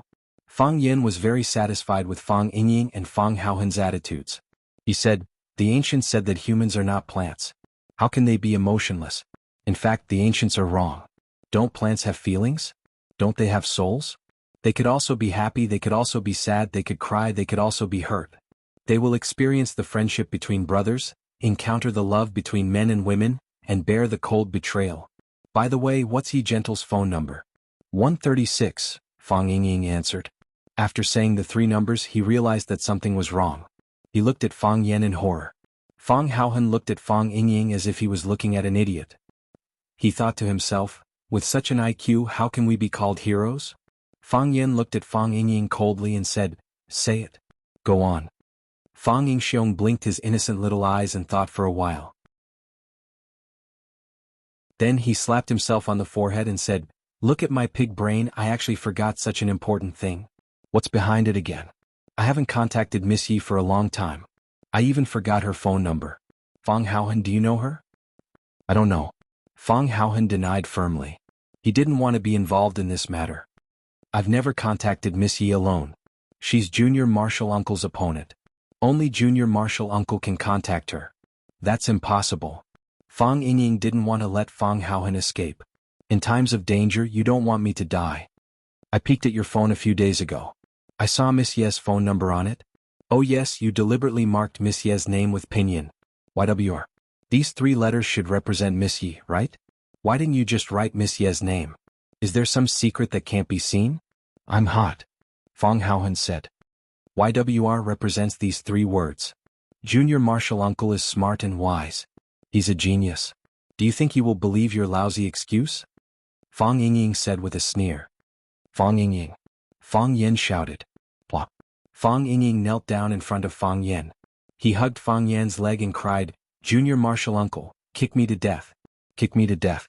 I didn't want it. I didn't want to betray you. I've been regretting it ever since I did it.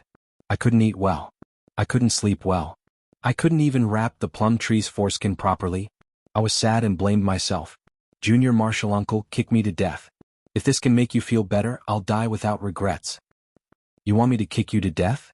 Fang Yen stared at Fang Yingying's funny fat face coldly and said, then let go of your stinky hand first. This fatso was too hypocritical. He shouted for others to kick him to death. But his hands were hugging Fang Yan's legs tightly. How could others kick him?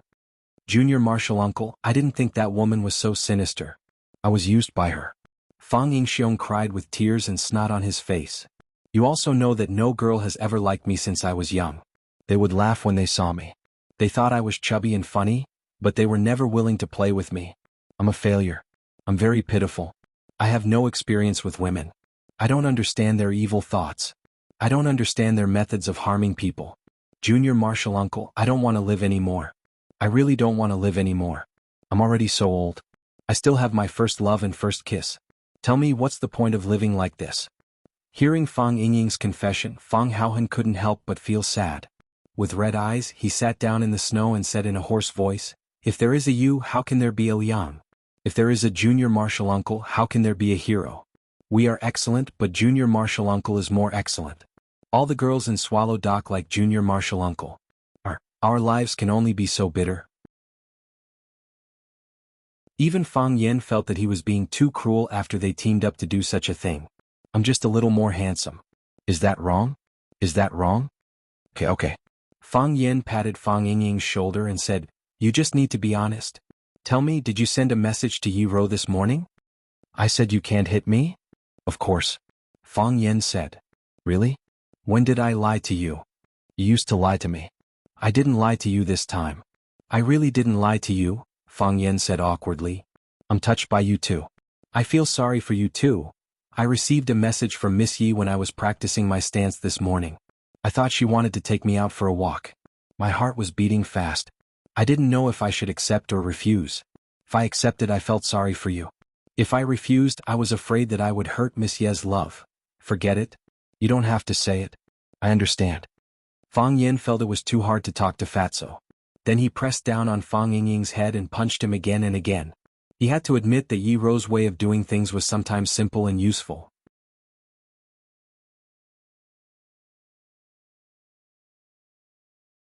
Chapter 391.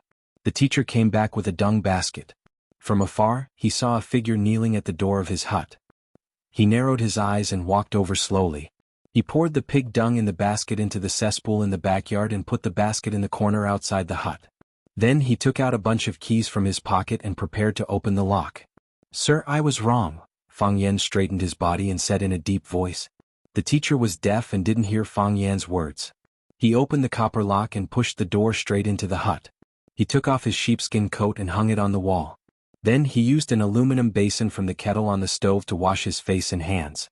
His face and hands were steaming, and the chill on his body was also dispelled a lot. The teacher opened the old teapot on the square table that had a hole in it. He grabbed a handful of broken tea leaves and threw them into the teapot. Then he took the antique bottle with the words "Serving the People" printed on it and poured water into the teapot. There were no complicated steps to make tea. It was simple and crude. When he felt that the tea leaves tasted good, he poured himself a bowl of tea with a big bowl and blew it gently to drink.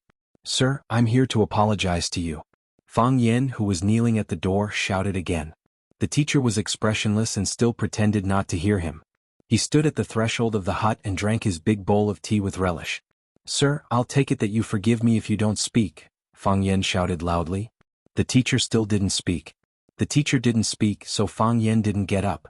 He knew that sometimes he could be lively, but there were some things that he had to be serious. For example, now. The teacher didn't speak and Fang Yen didn't speak either. One was standing inside the threshold and the other was kneeling outside. The teacher lived in the back of the village, which faced the back of the mountain. The wild wind was whistling and the snow was buried for thousands of miles. The whole world was a vast expanse of whiteness. Fang Yen became a small dot in this white world. The teacher stood and drank tea while Fang Yen knelt. The teacher sat and listened to music while Fang Yen knelt. Teacher was lying down and sleeping while Fang Yen was kneeling. When the teacher woke up, he washed the rice and washed the pot to cook. He cut the salted fish into 2 pieces and hung one piece on the wall while the other was thrown into the rice pot. He went to the backyard and pulled a bunch of vegetables and a few shallots. He washed them in ice water and boiled them. Fang Yen was still kneeling. The teacher ate the salted fish rice, swallowed a few small vegetables, washed the bowls and chopsticks, brushed the iron pot clean, and poured water into the teapot for the morning and drank a bowl of hot tea. Fang Yin was still kneeling. The warm sunshine in the morning disappeared without a trace at noon. The snowflakes that had stopped drifting once again. The snowflakes were soft, but the chill was hurtful. Fang Yin knelt in the wind and snow. His hair was messed up by the cold wind and his body was covered in snow. Even his eyebrows were frozen. Fang Yin became a snowman. Just like the snowmen they used to make when they were young, they put on a hat and a scarf to make it look like a real person. Fang Yin was the most vivid snowman because he was a real person. When Fang Yin was kneeling, Swallow Dock was still as quiet as before. However, what was different from before was that many of the courtyard doors were open, and people were standing at the door looking into the distance. The Li family. An old lady in a gray cotton-padded jacket stood at the door and asked, "Is the kid from the Fang family still kneeling?" "He's kneeling." Li Xiaotian stood behind the old lady and replied with a pained expression. Sigh. The old lady sighed and said to her grandson, "This child has great ambitions. It's inevitable that he will suffer a little." The Yi family. Yi Daowen was stomping around in the study. He pushed open the window and asked the servant who was sweeping the snow outside, "Is Fang Yin still kneeling?" "He's kneeling," the servant replied. Crack. The window was closed again. The servant looked at each other and lowered his head to sweep the floor again. The Fang family. Old Master Fang Huwei didn't ask for plum wine today, nor did he ask Fang Yingying and Fang Haohan to play chess with him. He asked someone to push him to the window. He didn't use a mattress to keep warm, nor did he wear the leather hat he used to keep warm. His big bald head was even brighter than the white snow outside. He looked out the window and at the plum trees wrapped in straw in the courtyard. Suddenly he lost his temper and scolded, "Who wrapped it? Who wrapped it? How can there be such an exotic fragrance without experiencing the wind and snow? Tear it down. Tear all the straw for me." Fang Yingying and Fang Haohan didn't dare to refute. They hurriedly ran out to tear down the straw bundles that had been wrapped up this morning. At this moment, Fang Huwei was full of murderous intent. He didn't look like a paralyzed person, but more like a fierce general who had just come down from the battlefield. Yi Rou pushed open the courtyard door. The old drunkard didn't even look at her and said, "I'm drunk. You can do whatever you want." Then he lay down in the corner of the corridor and slept soundly. Loud snoring could be heard. Yi Rou patted the jar with her palm. The sealed mortar at the mouth of the jar flew out and disappeared. With a kick of her toes, the big jar in front of her flew into the air. The wine jar tilted slightly. As it fell, a stream of spring water poured down. Yi Rou opened her mouth and took a deep breath. Her posture was cool and arrogant. There were also many courtyard doors open, watching from afar. Today in Swallow Dock, everyone's eyes were focused on the young man kneeling in the wind and snow. Fang Yin was already a legend of Swallow Dock. The teacher drank 3 bowls of hot tea in a row. It wasn't until the teapot was empty and the color of the tea became darker and the taste more bitter that the teacher put down the teacup. He shouted to the outside, "Stop acting. Come in." Crack. Fang Yin got up from the snow. Because he hadn't moved for a long time, a thin layer of ice formed on his knees and calves in the snow. With a slight movement, the layer of ice broke with a crisp sound. Crack, crack, crack. This was the sound of all the bones in his body cracking. The stagnant qi and blood and the stiff bones all relaxed and regained their vitality. Fang Yin had the heart of Tai Chi to protect his body, so he could keep the bitter cold from invading him. The ice and snow, his body, and the heart of Tai Chi became a harmonious whole. The heart of Tai Chi became a bridge of communication between Fang Yin and the ice and snow. It transformed the ice and snow into a kind of energy and transmitted it to Fang Yin, so that Fang Yin could touch it gently and comfortably, instead of directly experiencing the attack of the bitter cold. Of course, if he had inner strength, he could also transform it into heat to resist the bitter cold and burn the ice and snow. However, the heart of Tai Chi was natural, and using inner strength to resist the cold consumed more mental and physical strength. It was difficult to maintain. This was also the reason why the heart of Tai Chi was more valuable than the other internal mental cultivation methods or strength techniques. When Fang Yin moved, the snow on his body fell, the frost on his eyebrows disappeared, and he became a living person with flesh and blood. There was an iron sword stuck in his back, the hilt facing down, the tip of the sword pointing up, hanging diagonally on his back. Fang Yin walked into the small room and said to the teacher, "Teacher, I have come to apologize to you. What did I do wrong?" The teacher asked.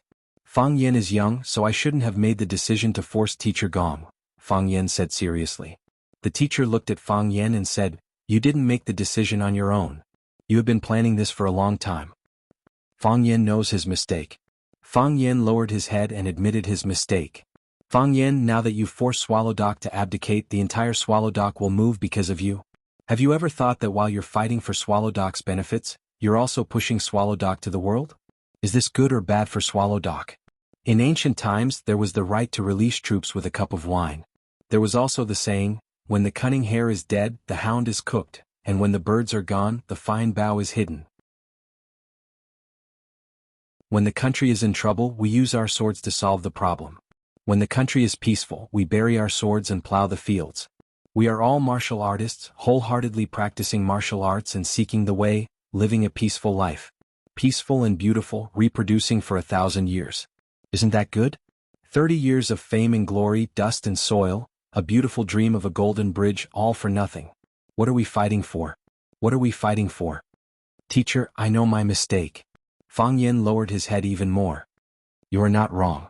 The teacher shook his head. Young people, with lofty words and lofty aspirations, who doesn't want to kill the enemy on the battlefield? Who doesn't want to be famous everywhere?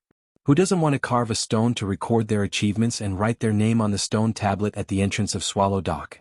My duty is to protect the continuation of the bloodline of Swallow Dock, to ensure that the loyalty of Swallow Dock will not change, and that the martial arts will not decline. So I hope to keep a low profile and remain silent. Just like I have been for hundreds of years, willing to be forgotten by the world. You have chosen another path, one that is aggressive and cruel. There is no right or wrong, but have you thought clearly which path is more suitable for Swallow Dock? Fang Yan raised his head to look at the teacher and said in a clear voice, I swear on my life that the loyalty of Swallow Dock will not change, and that the martial arts will not decline. We train hard in martial arts, ponder day and night, just to strengthen our bodies and promote justice. We swear to protect our country with our lives, shed our blood, and those who offend us, Wuxia, will be punished no matter how far away they are. Teacher, the world is changing and so are we. I have never thought about whether this path is right or wrong, I only thought about the right or wrong of this matter. I am not willing to be aggressive, I am even more unwilling to be cruel, I only hope that we will not be bullied. I only have this small ambition. The teacher pondered for a long time, looked at Fang Yan and said, Since you have already thought it through, why are you apologizing? Teacher will always be teacher, Fang Yan's teacher, Swallow Dock's teacher. I have no respect for my elders, I have disobeyed teacher, so naturally I have to apologize, Fang Yan said without changing his expression. Fang Yan, kneel, the teacher said. Fang Yan obeyed and knelt down. You have a son, Fang Yan, who has no respect for his elders, and who is audacious and presumptuous. He has disobeyed Mr. and placed Swallow's Dock in a dangerous situation. Mr. stretched out his hand and drew the iron sword from Fang Yan's back. He said, severely punish him with 3 strokes as punishment. The teacher held the long sword in his hand, and the blade struck straight at Fang Yan's head. Clang! When the sword came down, it was not Fang Yan's head that was cut in half, but the iron sword, that was broken into 2 pieces. Fang Yan was ashamed and said embarrassedly, I was afraid that teacher would really kill me in a fit of anger. So, I did something to the sword. The teacher held the sword hilt and was stunned for a long time before he said helplessly, in ancient times, there was Su Qin who carried the sword on his back, and today there is Fang Yan who carries the sword. Go back. I can't teach you.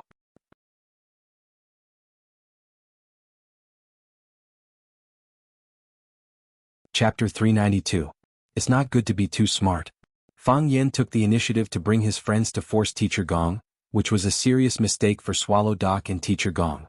Originally he wanted to carry a few branches over. Didn't the ancients play the trick of carrying thorns to ask for punishment? However, could a man from Swallow Dock do such a thing? Wouldn't you be insulting teacher and yourself by carrying a few thorns? Even if teacher broke those thorns, he wouldn't be able to do anything to you.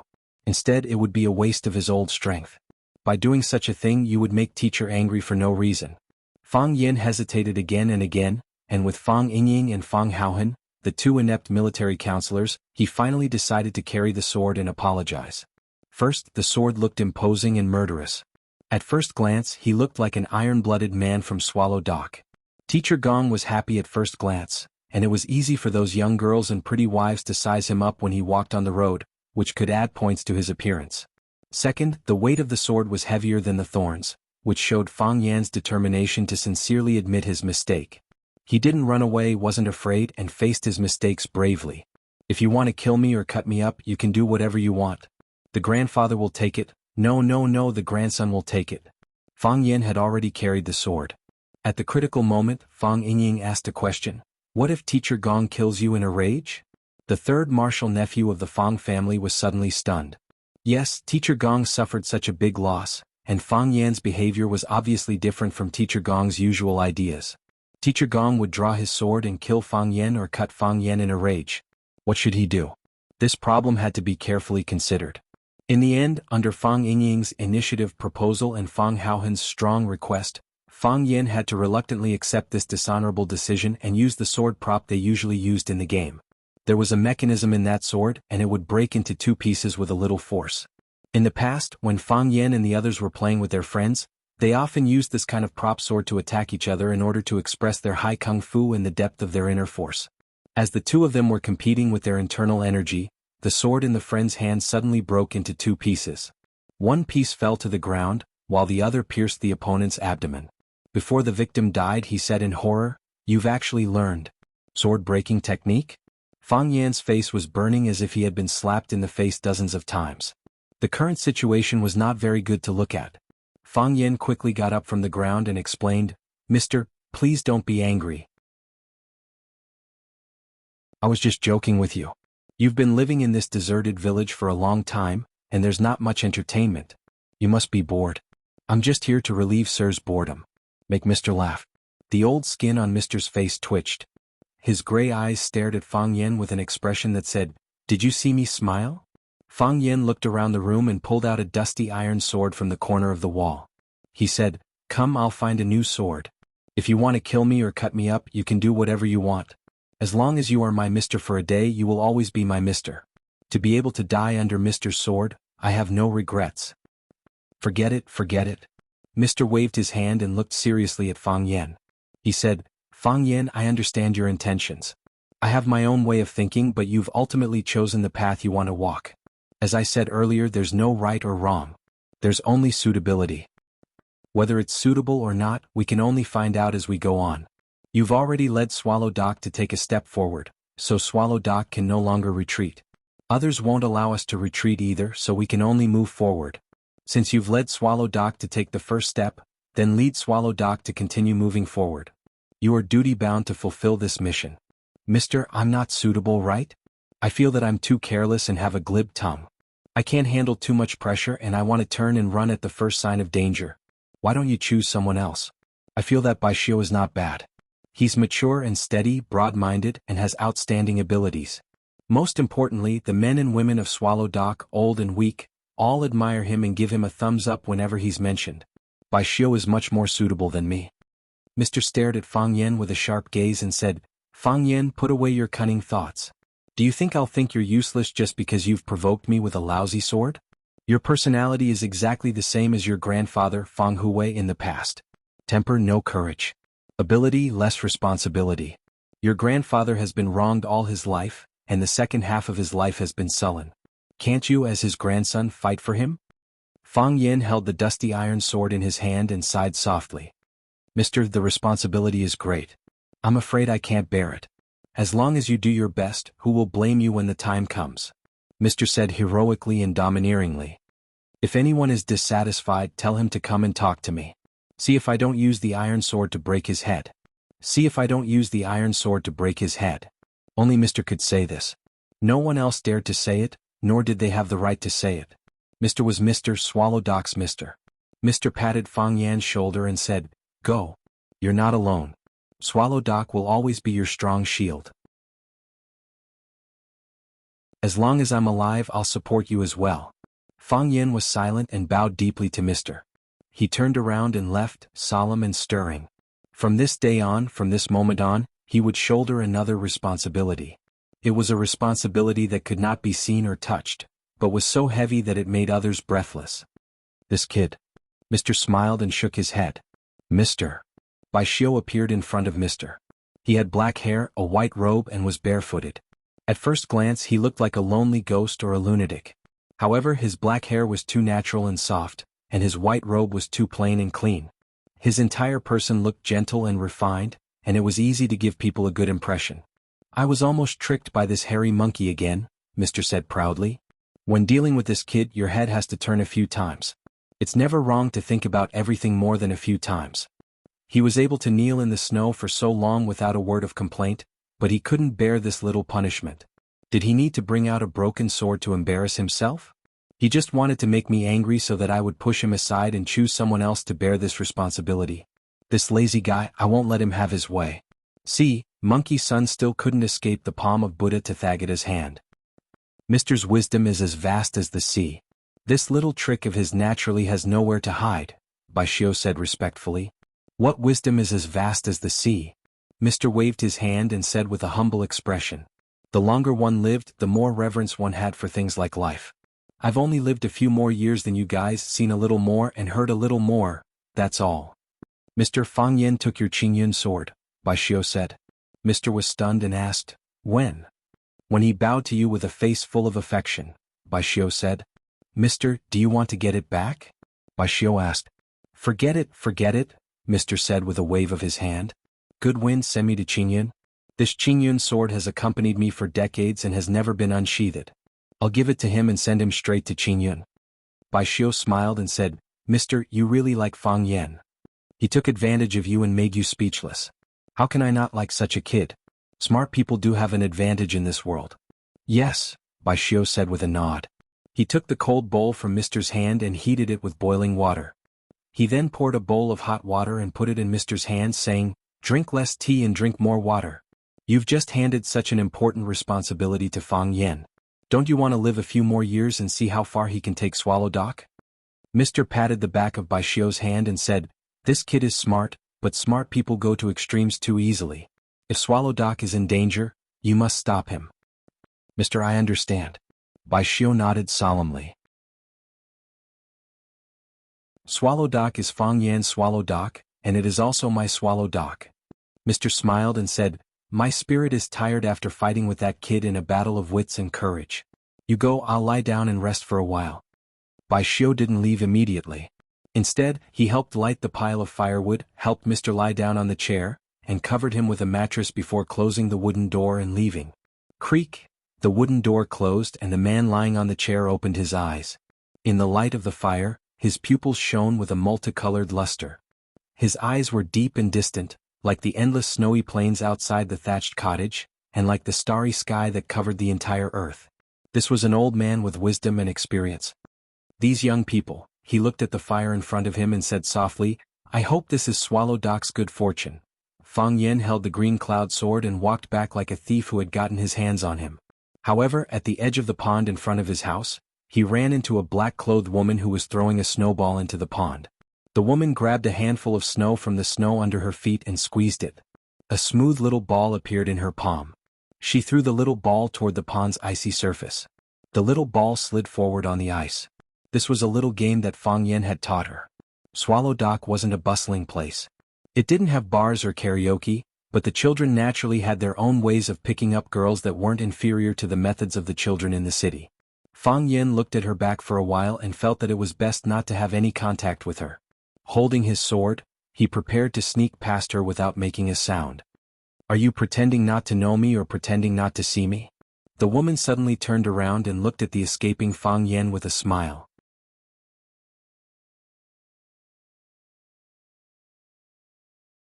Chapter 393. Are you pretending not to know me or pretending not to see me? This question was really difficult to answer. Seeing Fang Yan's bewildered expression, Phoenix threw a snowball at Fang Yan and said, Take this. The snowball hit Fang Yan's chest and broke into snowflakes. They fell down and became one with the snow again. Phoenix did not have the joy of hitting the target. She just looked at Fang Yan and asked, Why don't you dodge? Do you want to dodge? Fang Yan said with a smile. Didn't you always want to hit me before? I really want to hit you, but I know I can't hit you. Phoenix said with a smile. Her smile looked lonely. I can't hit you, so I always want to hit you. You don't even want to dodge. This is really, how can this game continue? Have you ever played snowball throwing? The greatest joy of this game was not hitting but dodging. One side desperately chased, the other side desperately dodged. The one who chased was hell-bent, and the one who dodged was willing. If the one who chased hit every snowball and the one who dodged stood still, this game must be quite boring, right?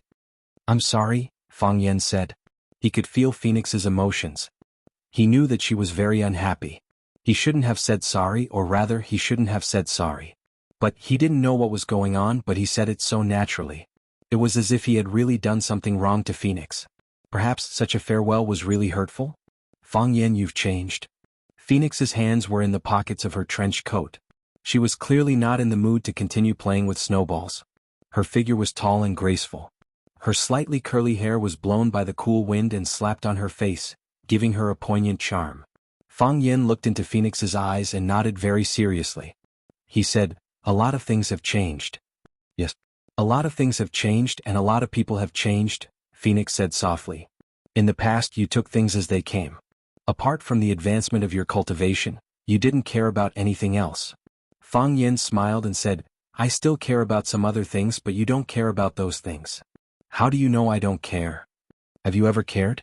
Phoenix smiled and shook her head. "Mind or not, there's no point in talking about this. I heard what happened last night. That was a beautiful win. This is Fang Yan. This is the Fang Yan I know. This is the Fang Yan who always brings surprises." Fang Yan was silent. He didn't know what to say. Perhaps not saying anything was the most appropriate response. "I never thought such a day would come," Phoenix said with a smile. The two of us stand facing each other, speechless. "Don't you think this scene is very awkward?" "Actually, it's all right," Fang Yan said. He also felt very awkward. He had the urge to quickly end this and run away. "The reason for this situation is because you are more concerned about the feelings of another person." Phoenix was like a caring sister. She explained, "There is nothing to say when you are with your first love because your feelings have changed. You feel a trace of guilt and embarrassment when facing me. No matter how smart you are still a kind person." Fang Yan thought about it seriously and said, "Perhaps you are right. You have always been able to give me the best advice and the most professional analysis from the perspective of a bystander. Can you tell me who that person is? Don't you already know?" "Talking to you is no longer interesting," Phoenix said. She opened her arms and said, "This is the true meaning of farewell, right? Come, let's hug one last time." Fang Yan hesitated. "What? Are you afraid or unwilling?" Phoenix said with some dissatisfaction. "When a girl makes such a request, even if you are 100 times unwilling, you should at least put on a perfunctory act. Do you know that such an expression of yours is very hurtful? Am I so loathsome?" "I'm just worried." Fang Yan walked towards Phoenix step by step and said, "The sword in my hand will hurt you." "The sword is not out of its sheath, how can it hurt me?" Phoenix asked. Then she licked her dry lips and said very seriously, "Even if I am hurt by your sword, I will not blame you. I am telling the truth." "I believe you," Fang Yan said. He held the sword with one hand and walked over to hug Phoenix. The warm and fragrant body entered his arms, but Fang Yan did not feel happy or ambiguous. Instead, he felt that his heart was very blocked and his whole body became heavy. The beautiful girl in his arms was his beauty, the youth of his youth. He wanted to see his favorite movie with her. He wanted to walk through every mountain and river with her. He wanted to see every river with her. They were the eyes he saw when he opened his eyes every morning. They were the sweet dreams he had every night. He wanted to dedicate all of his beauty to her. He wanted to protect her for the rest of her life. At that time, she was the most important person to him. Now they said goodbye in such an understated way. Goodbye to the girl, goodbye to his first love, goodbye to the good things, goodbye to a lifetime. The two of them hugged each other tightly. They were reluctant to part, but they were also ruthless and determined. Phoenix was not in a good mood either. She said in a low voice, "Then I wish you good luck." "You too," Fang Yan said. After saying goodbye like this, Fang Yan thought that Phoenix would leave his arms. But Phoenix did not. "I have to leave something to remember," Phoenix said. "What?" Click. The sound of a shutter clicking. Only then did Phoenix let go of Fang Yan. Looking at the camera of her and Fang Yan hugging tightly, she said, "I will send it to the lady and tell her that we have said goodbye. I have become your past tense. You see, I am so considerate of you." Phoenix giggled. "Fang Yan, now you know that I am the best to you, right?" "I know." Fang Yan smiled bitterly. If you delete it, this feeling will be more profound. I will not delete it. Phoenix refused Fang Yan's proposal. She waved to Fang Yan and said, "Goodbye, Fang Yan." "Goodbye," Fang Yan said. "Happy New Year." "Unhappy New Year." Phoenix smiled. "The new year will not be happy."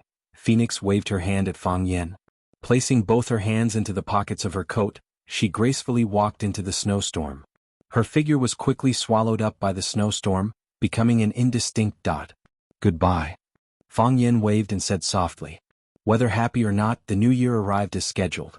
New Year's Eve was getting closer and closer, and there were more and more relatives at home. Fang Huwei had 2 sons and 3 daughters. His youngest son, Beihai, died in battle. His eldest son, Fang Yixing, was fond of calligraphy and painting and had no interest in martial arts. After Fang Huwei's legs were disabled, there was no successor for Fang family Tai Chi. However, his disciple Mo Qingdi quickly rose to support the Fang family. When Mo Qingdi was at his peak, the Fang family was also at its peak. No one dared to underestimate the enemy in Jianghu. However, Mo Qingdi fell like a comet, and the Fang family was once again in decline. Those few years were a nightmare for Fang Huwei, the old man of the Fang family. The grumpy old man suffered one blow after another, but he still maintained a positive and optimistic attitude. Because he still had hope. His grandson Fang Yan was his hope. He placed all his enthusiasm and expectations on Fang Yan. He personally taught Fang Yan martial arts and supervised his stance training. At a young age, Fang Yan was under unimaginable pressure. Fang Yan's erratic personality was born during that period. The pressure was too great and he had no way to vent. He did not dare to vent, so he could only use these unreasonable little methods to express his dissatisfaction. Dissatisfaction with his family, dissatisfaction with his surroundings, dissatisfaction with the unfairness of fate. That was all. This was the biggest protest a young man could express. Fang Yan had 3 aunts. The eldest and second aunts were married in Swallow Dock. The eldest aunts, Fang Yi, married his grandfather's disciple Fang Hao, so their daughter Fang Menjing also had the surname Fang. The second aunt, Fang Yiling, married into the Zhao family of Swallow Dock. When the old man of the Zhao family was young, he had fought with his grandfather, Fang Huwei, several times and lost every battle. The relationship between the 2 families was not harmonious until now. The youngest aunts had a wild personality. When she was studying at Pearl Institute of Foreign Languages, she fell in love with a classmate. After graduation, she stayed in Pearl Institute. The Fang family was very open-minded. The elders never interfered with their children's marriage. Of course, Fang Yan was an exception. According to the past practice, every year on New Year's Eve, the eldest and second aunts would bring their family to the old house to have New Year's Eve dinner with the old man. The youngest aunts used to spend the spring festival with her husband's family in Pearl Institute. This year she brought her family back. The New Year's Eve was also a reunion night. Who didn't want to sit together with their family? Hearing that his youngest daughter was coming back, the old man Fang Huwei was naturally happy from ear to ear. Ever since she was a child, he liked his youngest daughter the most. The youngest aunts called home in advance and said that they would be back for dinner on the 28th. Lu Wan told them that a sumptuous dinner was prepared early at home. But when it was 8 o'clock in the evening, the youngest aunts and their family still did not come back. Lu Wan called to urge them, but the youngest aunt's mobile phone was turned off. The Fang family was very anxious. Lu Wan shouted and asked Fang Yan to take Fang Yingying and Fang Haohan to drive out to pick them up. She was afraid that the road from Yanjing City to Yanzhou was not easy to drive, and the car should not break down on the road. Fang Yan was also worried about the safety of the youngest aunts. He called Fang Yingying and was ready to drive in the direction of Yanjing to look for them. If the car really had a problem, they could also exchange the car with them and let them come back to warm up first. As soon as Fang Yan and Fang Yingying drove away from the gate of the courtyard, they saw a black Mercedes-Benz stopped in front of the gate. The back door was pushed open, and a young man wearing a thick down jacket jumped out. He looked around the village and wilderness and said discontentedly, "Mom, what kind of place is this? Are we going to spend the new year here?"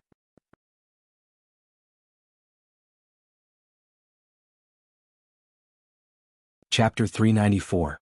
Zhou Mingli was very unhappy. When he was unhappy, he had to make others unhappy as well. He didn't agree to go back to the countryside for the spring festival. It was dirty, broken, boring, and poor. What was there to go?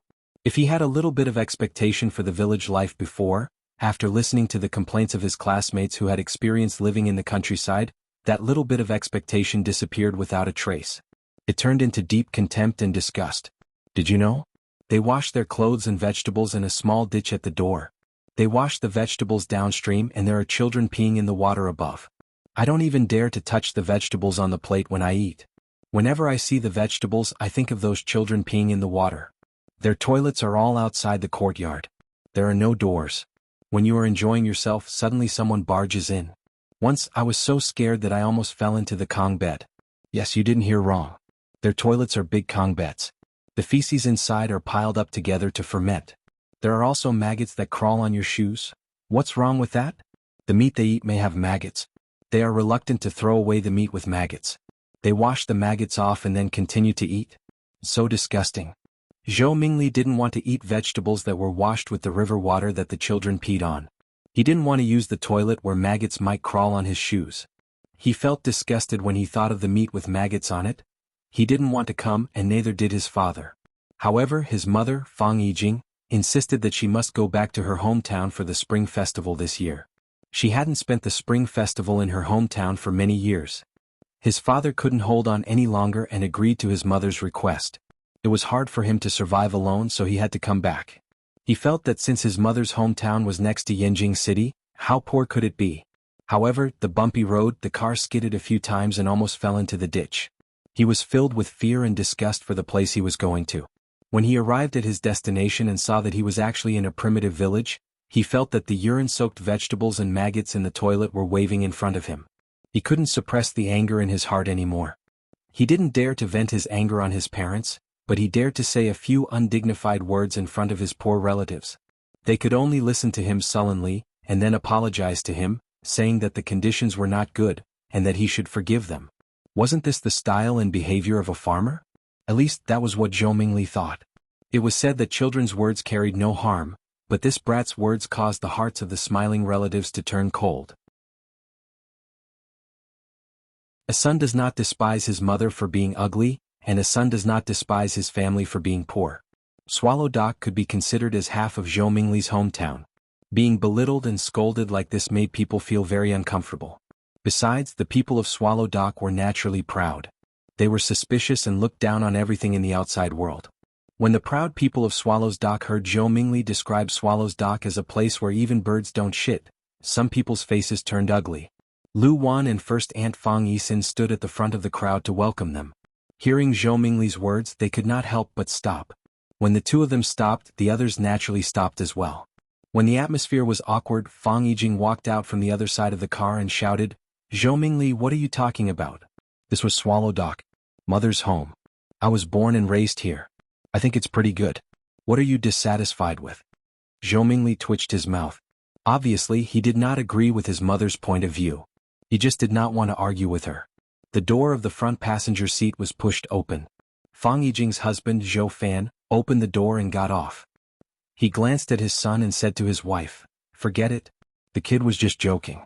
Don't take it to heart. Zhou Mingli is also a boy. You should save him some face in front of others." Zhou Fan also felt that it was a trivial matter. Moreover, his son was right.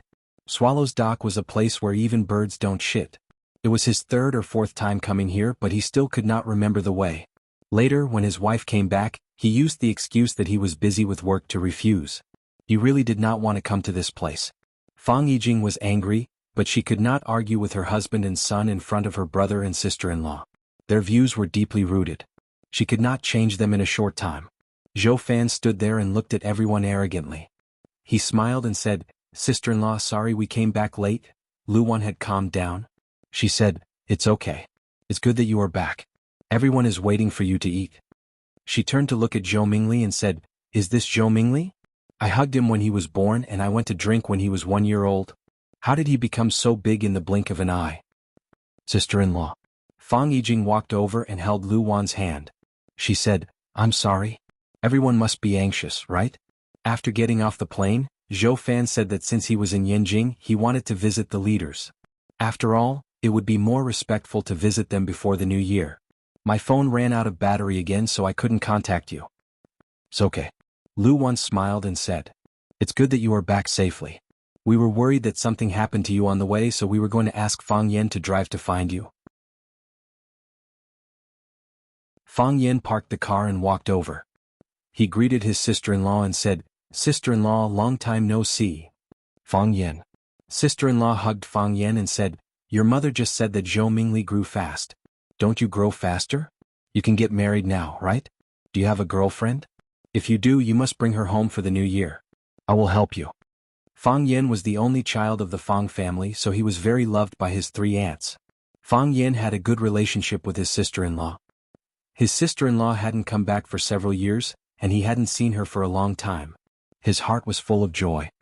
"Of course," Fang Yen said with a smile. He then greeted Zhou Fan and said, "Uncle, welcome home." "Yes." Zhou Fan nodded and shook hands with Fang Yixing. He said, "Is the meal ready? I have to have a few drinks with my brother today." Zhou Fan took the initiative to talk to Fang Yixing, but Fang Hao and Zhao Qingxin, who were standing next to Fang Yixing, ignored him. Fang Hao was fine.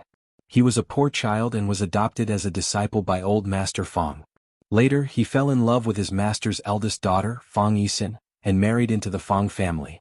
Zhao Qingxin was a member of the Zhao family in Swallow Dock. The Zhao family not only had a high status in Neijiang, but they also had many industries outside. They were naturally proud people. He took the initiative to greet them, but Zhou Fan ignored him, so he was naturally unhappy. Fang Yixing pulled Zhou Fan into the yard and said, "It's already ready. We have to have a few drinks today. Fang Hao, Qingxin, don't think about being lazy. You have to accompany Zhou Fan today. It's rare for him to come back. Numerology. Come and see your eldest cousin." Fang Yijing pulled Zhou Numerology in front of Fang Yen and said, "This is the cousin Fang Yen I told you about." Fang Yen reached out his hand. Zhou Numerology curled his lips and said, "You don't have to be so old-fashioned. You even have to shake hands." Fang Yijing slapped Zhou Numerology's head and said, "How can you talk to your cousin like that?" Fang Yen waved his hand and said, "It's okay. I'm doing this because of my condition. In fact, I don't like to shake hands with people easily." Hearing what Fang Yen said, Zhou Numerology had a good impression of Fang Yen. He looked at Fang Yen and asked, "My mom said that everyone in your family knows martial arts. Is that true?" "Yes." Fang Yen nodded. Zhou Numerology pointed at a bluestone brick at the door and said, "Can you break it with one palm?" Fang Yen laughed and said, "More or less." "Really?" Zhou Mingli's eyes widened and he said, "Show me how you do it." Fang Yen refused and said, "Why do you have to break the brick? You've been on the road for a day. Go in and eat something. Are you hungry?" "We've already eaten." Zhou Numerology said impatiently, "We ate at Yanjing Hotel. My dad went to visit his leader for the new year, so we ate at Yanjing Hotel. Can you really break bricks? You're not lying, are you?" Zhou Numerology. Fang Yijing couldn't help but want to lose his temper. This bastard child, why did he say all the things he shouldn't say? She called home in advance and said that she would come back to have dinner with everyone at night. However, when they arrived at Yanjing, her husband wanted to visit his leader. It was better to be early than late. The leader would be busy after the new year, so there was no chance to meet. Visiting before the new year showed respect for the leader, and it could leave a deep impression on the leader. Her husband wanted to climb his career, so as his wife she could only support him. When they arrived at the hotel, her son said that he was hungry again. She said that they would eat after they got home, but her husband made the decision to order a big meal for his son. It was fine if he ate, but he shouted it out in front of everyone. How would the starving relatives at home feel? Fang Yen raised his eyebrows slightly, but he didn't want to argue with his aunt's child. He said, "What's there to lie about this? It's a very common thing. But I don't think it's necessary. This is a brick for the door and we need it to close the door." For the men of Swallow Dock, breaking bricks with one hand was more common than using an axe to chop firewood. It was not something worth showing off. He also didn't want to excitedly perform breaking bricks when the child asked. There must be more important things to do when meeting with family. Plus, he was really hungry after waiting for so long. "I didn't say anything wrong," Zhou Numerology said to his mother, dissatisfied. "You said that everyone in your family is a martial arts master and they don't even dare to break bricks. What kind of swallow village is this? It's a lie, isn't it?" Fang Yen slapped Zhou Numerology's head and said with a smile, "This child is quite mischievous." Plop. Zhou Numerology lost his balance and fell to the ground.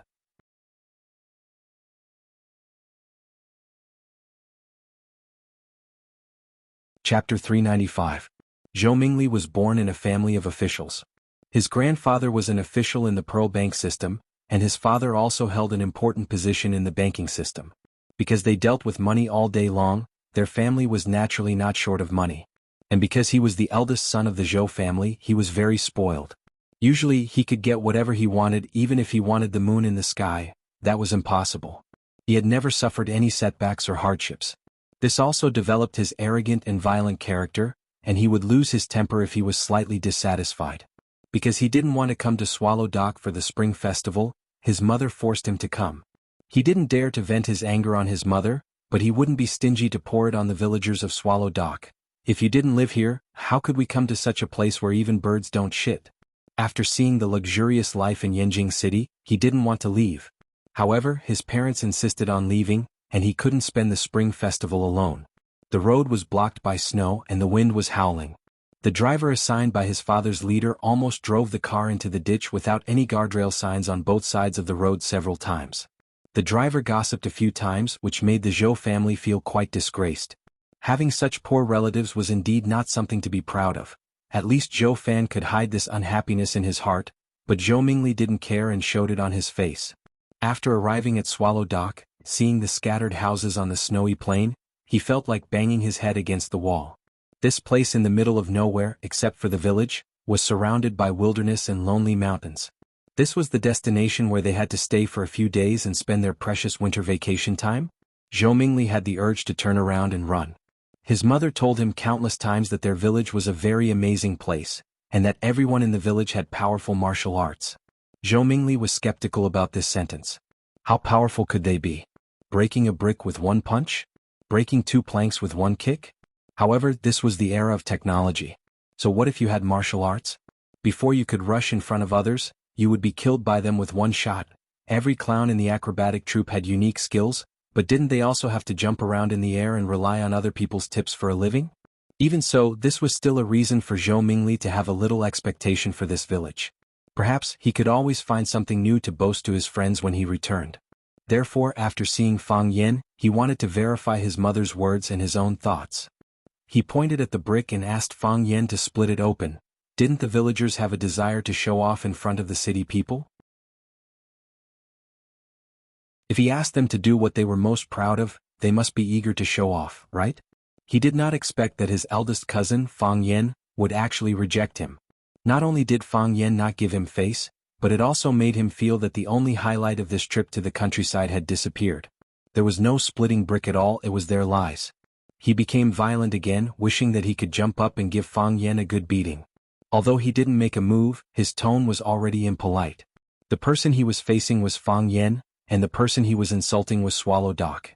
Fang Yan had just accepted the important task that was entrusted to him by the master, and he had become one with Swallow Dock. Therefore, the tragedy happened naturally. When Zhou Mingli got out of the car, Fang Yan drove his grandpa's classic car to the shed. He didn't hear Zhou Mingli scolding Swallow Dock as a place where birds don't even shit. However, when Zhou Mingli said that Swallow Fort was a village of lies, he did it right in front of him. How could there be liars in Swallow Dock? How could there be liars in Swallow Dock? With Fang Yan's temper, how could he tolerate such a thing? Thus he slapped him across the face. This was a slap from Fang Yan. How could Zhou Mingli bear it? His knees went soft and he fell to the ground. Because they were standing outside the door to talk, Zhou Mingli insisted on letting Fang Yan smash the brick on the door. When Fang Yan slapped him on the head, Zhou Mingli was unlucky and fell on the door sill. Half of his body was pressed on the raised doorway. If it wasn't for his thick down jacket, his ribs would have been crushed. Mingli. Fang Yijing saw his son suddenly fall on the ground and quickly ran over to help him up. Zhou Fan and Fang Yixing had already entered the courtyard. When they heard their son scream, they quickly turned around and saw Zhou Mingli lying on the ground, unable to move. Fang Yan moved even faster. Before Fang Yijing and Zhou Fan came over, he had already pulled Zhou Mingli up from the ground. He patted the snow and dust off his body and asked, "Mingli, are you okay? Are you hurt? The road in the village is slippery. Be careful." Fang Yijing and Zhou Fan finally reached their son's side. Fang Yijing held his son and asked, "Mingli, how do you feel? Do you feel uncomfortable anywhere?" Zhou Fan stared at the doorway in front of him and asked, "You have to watch where you're going, how did you fall?" Zhou Mingli felt waves of pain in his chest, but his anger made him lose his mind. He pointed at Fang Yan and shouted, "He slapped my head. He slapped me on purpose. Mingli. Fang Yijing shouted. Don't talk nonsense. I'm not talking nonsense. It's all his fault. Zhou Mingli was unforgiving. His voice was as sharp as a knife as he said, I told him to split the brick, but he didn't know how to do it. He slapped my head. He did it on purpose. He hit me on purpose.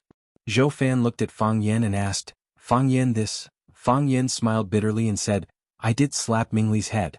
But it was a touch, a light touch. He asked me to split the brick, but I didn't agree. I felt that this child was quite mischievous, so I couldn't help but pat his head. I used to pat Fang Menjing and Fang Mingxiang's heads, but this was all because of me. I apologized to Mingli. Mingli, that's enough. Fang Yijing was furious, stared at Zhou Mingli with an unfriendly gaze and said, Are you done? If you are, then go rest in your room. Didn't you already eat? You don't have to eat dinner. Zhou Fan glanced at Fang Yan and smiled. Mingli is still a child. As his big brother, please forgive him. Uncle, don't worry. I'll take good care of Mingli, Fang Yan promised. You, Zhou Mingli felt that he had nowhere to vent his anger, so he glared at Fang Yan and said, You lied to me, I won't let you off easy. Saying so, he quickly walked into the room. Be careful, the road is slippery, Fang Yan reminded him. Why do you care? Zhou Mingli's tone was unfriendly. But, as soon as he said so, he fell to the ground again. This time, there were no obstacles on his body, so his body slid forward on the thin ice until he reached the bottom of the stairs. Fang Yan raised both hands and said, I really didn't touch him this time. Fang Menjing clapped and laughed, saying, So stupid, he can't even walk properly. Fang Mingxiang was even worse. He ran along the path where Zhou Mingli slipped and said, Look at me, I can't even slip. Second Aunt Fang Yiling quickly ran over and pulled Fang Menjing and Fang Mingxiang to the side so that Zhou Fan and his little sister wouldn't feel embarrassed. Zhou Fan originally wanted to blame the slippery road for not cleaning up the snow, but after Fang Menjing and Fang Mingxiang's antics, he couldn't bring himself to complain. Even two young children could walk and jump freely, how could his son not be able to walk properly when he's already so old? Moreover, Fang Yan even reminded him to be careful of the slippery road, but he said, I don't care. Wasn't this a typical dog biting Lu Dongbin? Who's the dog here? This time, Fang Yan didn't need to do anything. Zhou Fan quickly walked over to help Zhou Mingli up and shouted with a stern face, Zhou Mingli, can you please behave yourself? This isn't a place for you to behave atrociously. Zhou Mingli felt like all the bones in his body were about to fall apart. Although he said he didn't need Fang Yan's help, he was indeed worried about the road under his feet. However, for some reason his knees softened. No, his entire body suddenly lost its strength and he fell to the ground for no reason. He was a bit scared. He felt pain in his chest just now, so he was worried that he might have some side effects from the fall. Seeing that his father was angry, he didn't dare to say what he wanted to say. He shook off his father's hand and strode into the house. Fang Yijing looked at everyone apologetically and said, You guys should eat first. I'll go help him settle down. This child is in his rebellious phase and he always makes people worry. Lu Wan also stood up and said, Let's eat. The food is getting cold. Fang Huwei was also pushed out. Although the old man's legs were paralyzed, he still had his power. With him present, everyone behaved warmly and harmoniously. The main guest of the dinner tonight was Zhou Fan. Fang Yixing, Fang Hao and Zhao Qingxin took turns to drink. Zhou Fan took the initiative to toast Fang Huwei 3 times, Lu Wan, Fang Yixing and Zhao Qingxin. He even took a toast from Fang Yan. His mind was not very clear and when he spoke, his tongue began to waver. He squinted at Fang Yan and said, I heard from your aunt that Fang Yan is a teacher in Huaqing? Fang Yan nodded and said, Yes. What's so good about being a teacher? Zhou Fan waved his hand and said, The salary is low, the work is heavy and you have to deal with a group of children every day. When you go to work you have to eat chalk dust. That's not a good thing, it can damage your lungs. It'll be too late to regret it. Listen to Uncle, quit your job after the Spring Festival. Go to Mingzhu, Uncle will arrange a job for you and you'll have a lot of free money. That you're tuning in to the Han Li's Wuxia Adventures YouTube channel. We're so grateful for your support and don't forget to subscribe to join us on this incredible journey through captivating stories. Your generosity through donations truly makes a world of difference, as it's the primary source of revenue that allows me to expand and enhance this channel for you. Thank you from the bottom of my heart for being a part of this adventure.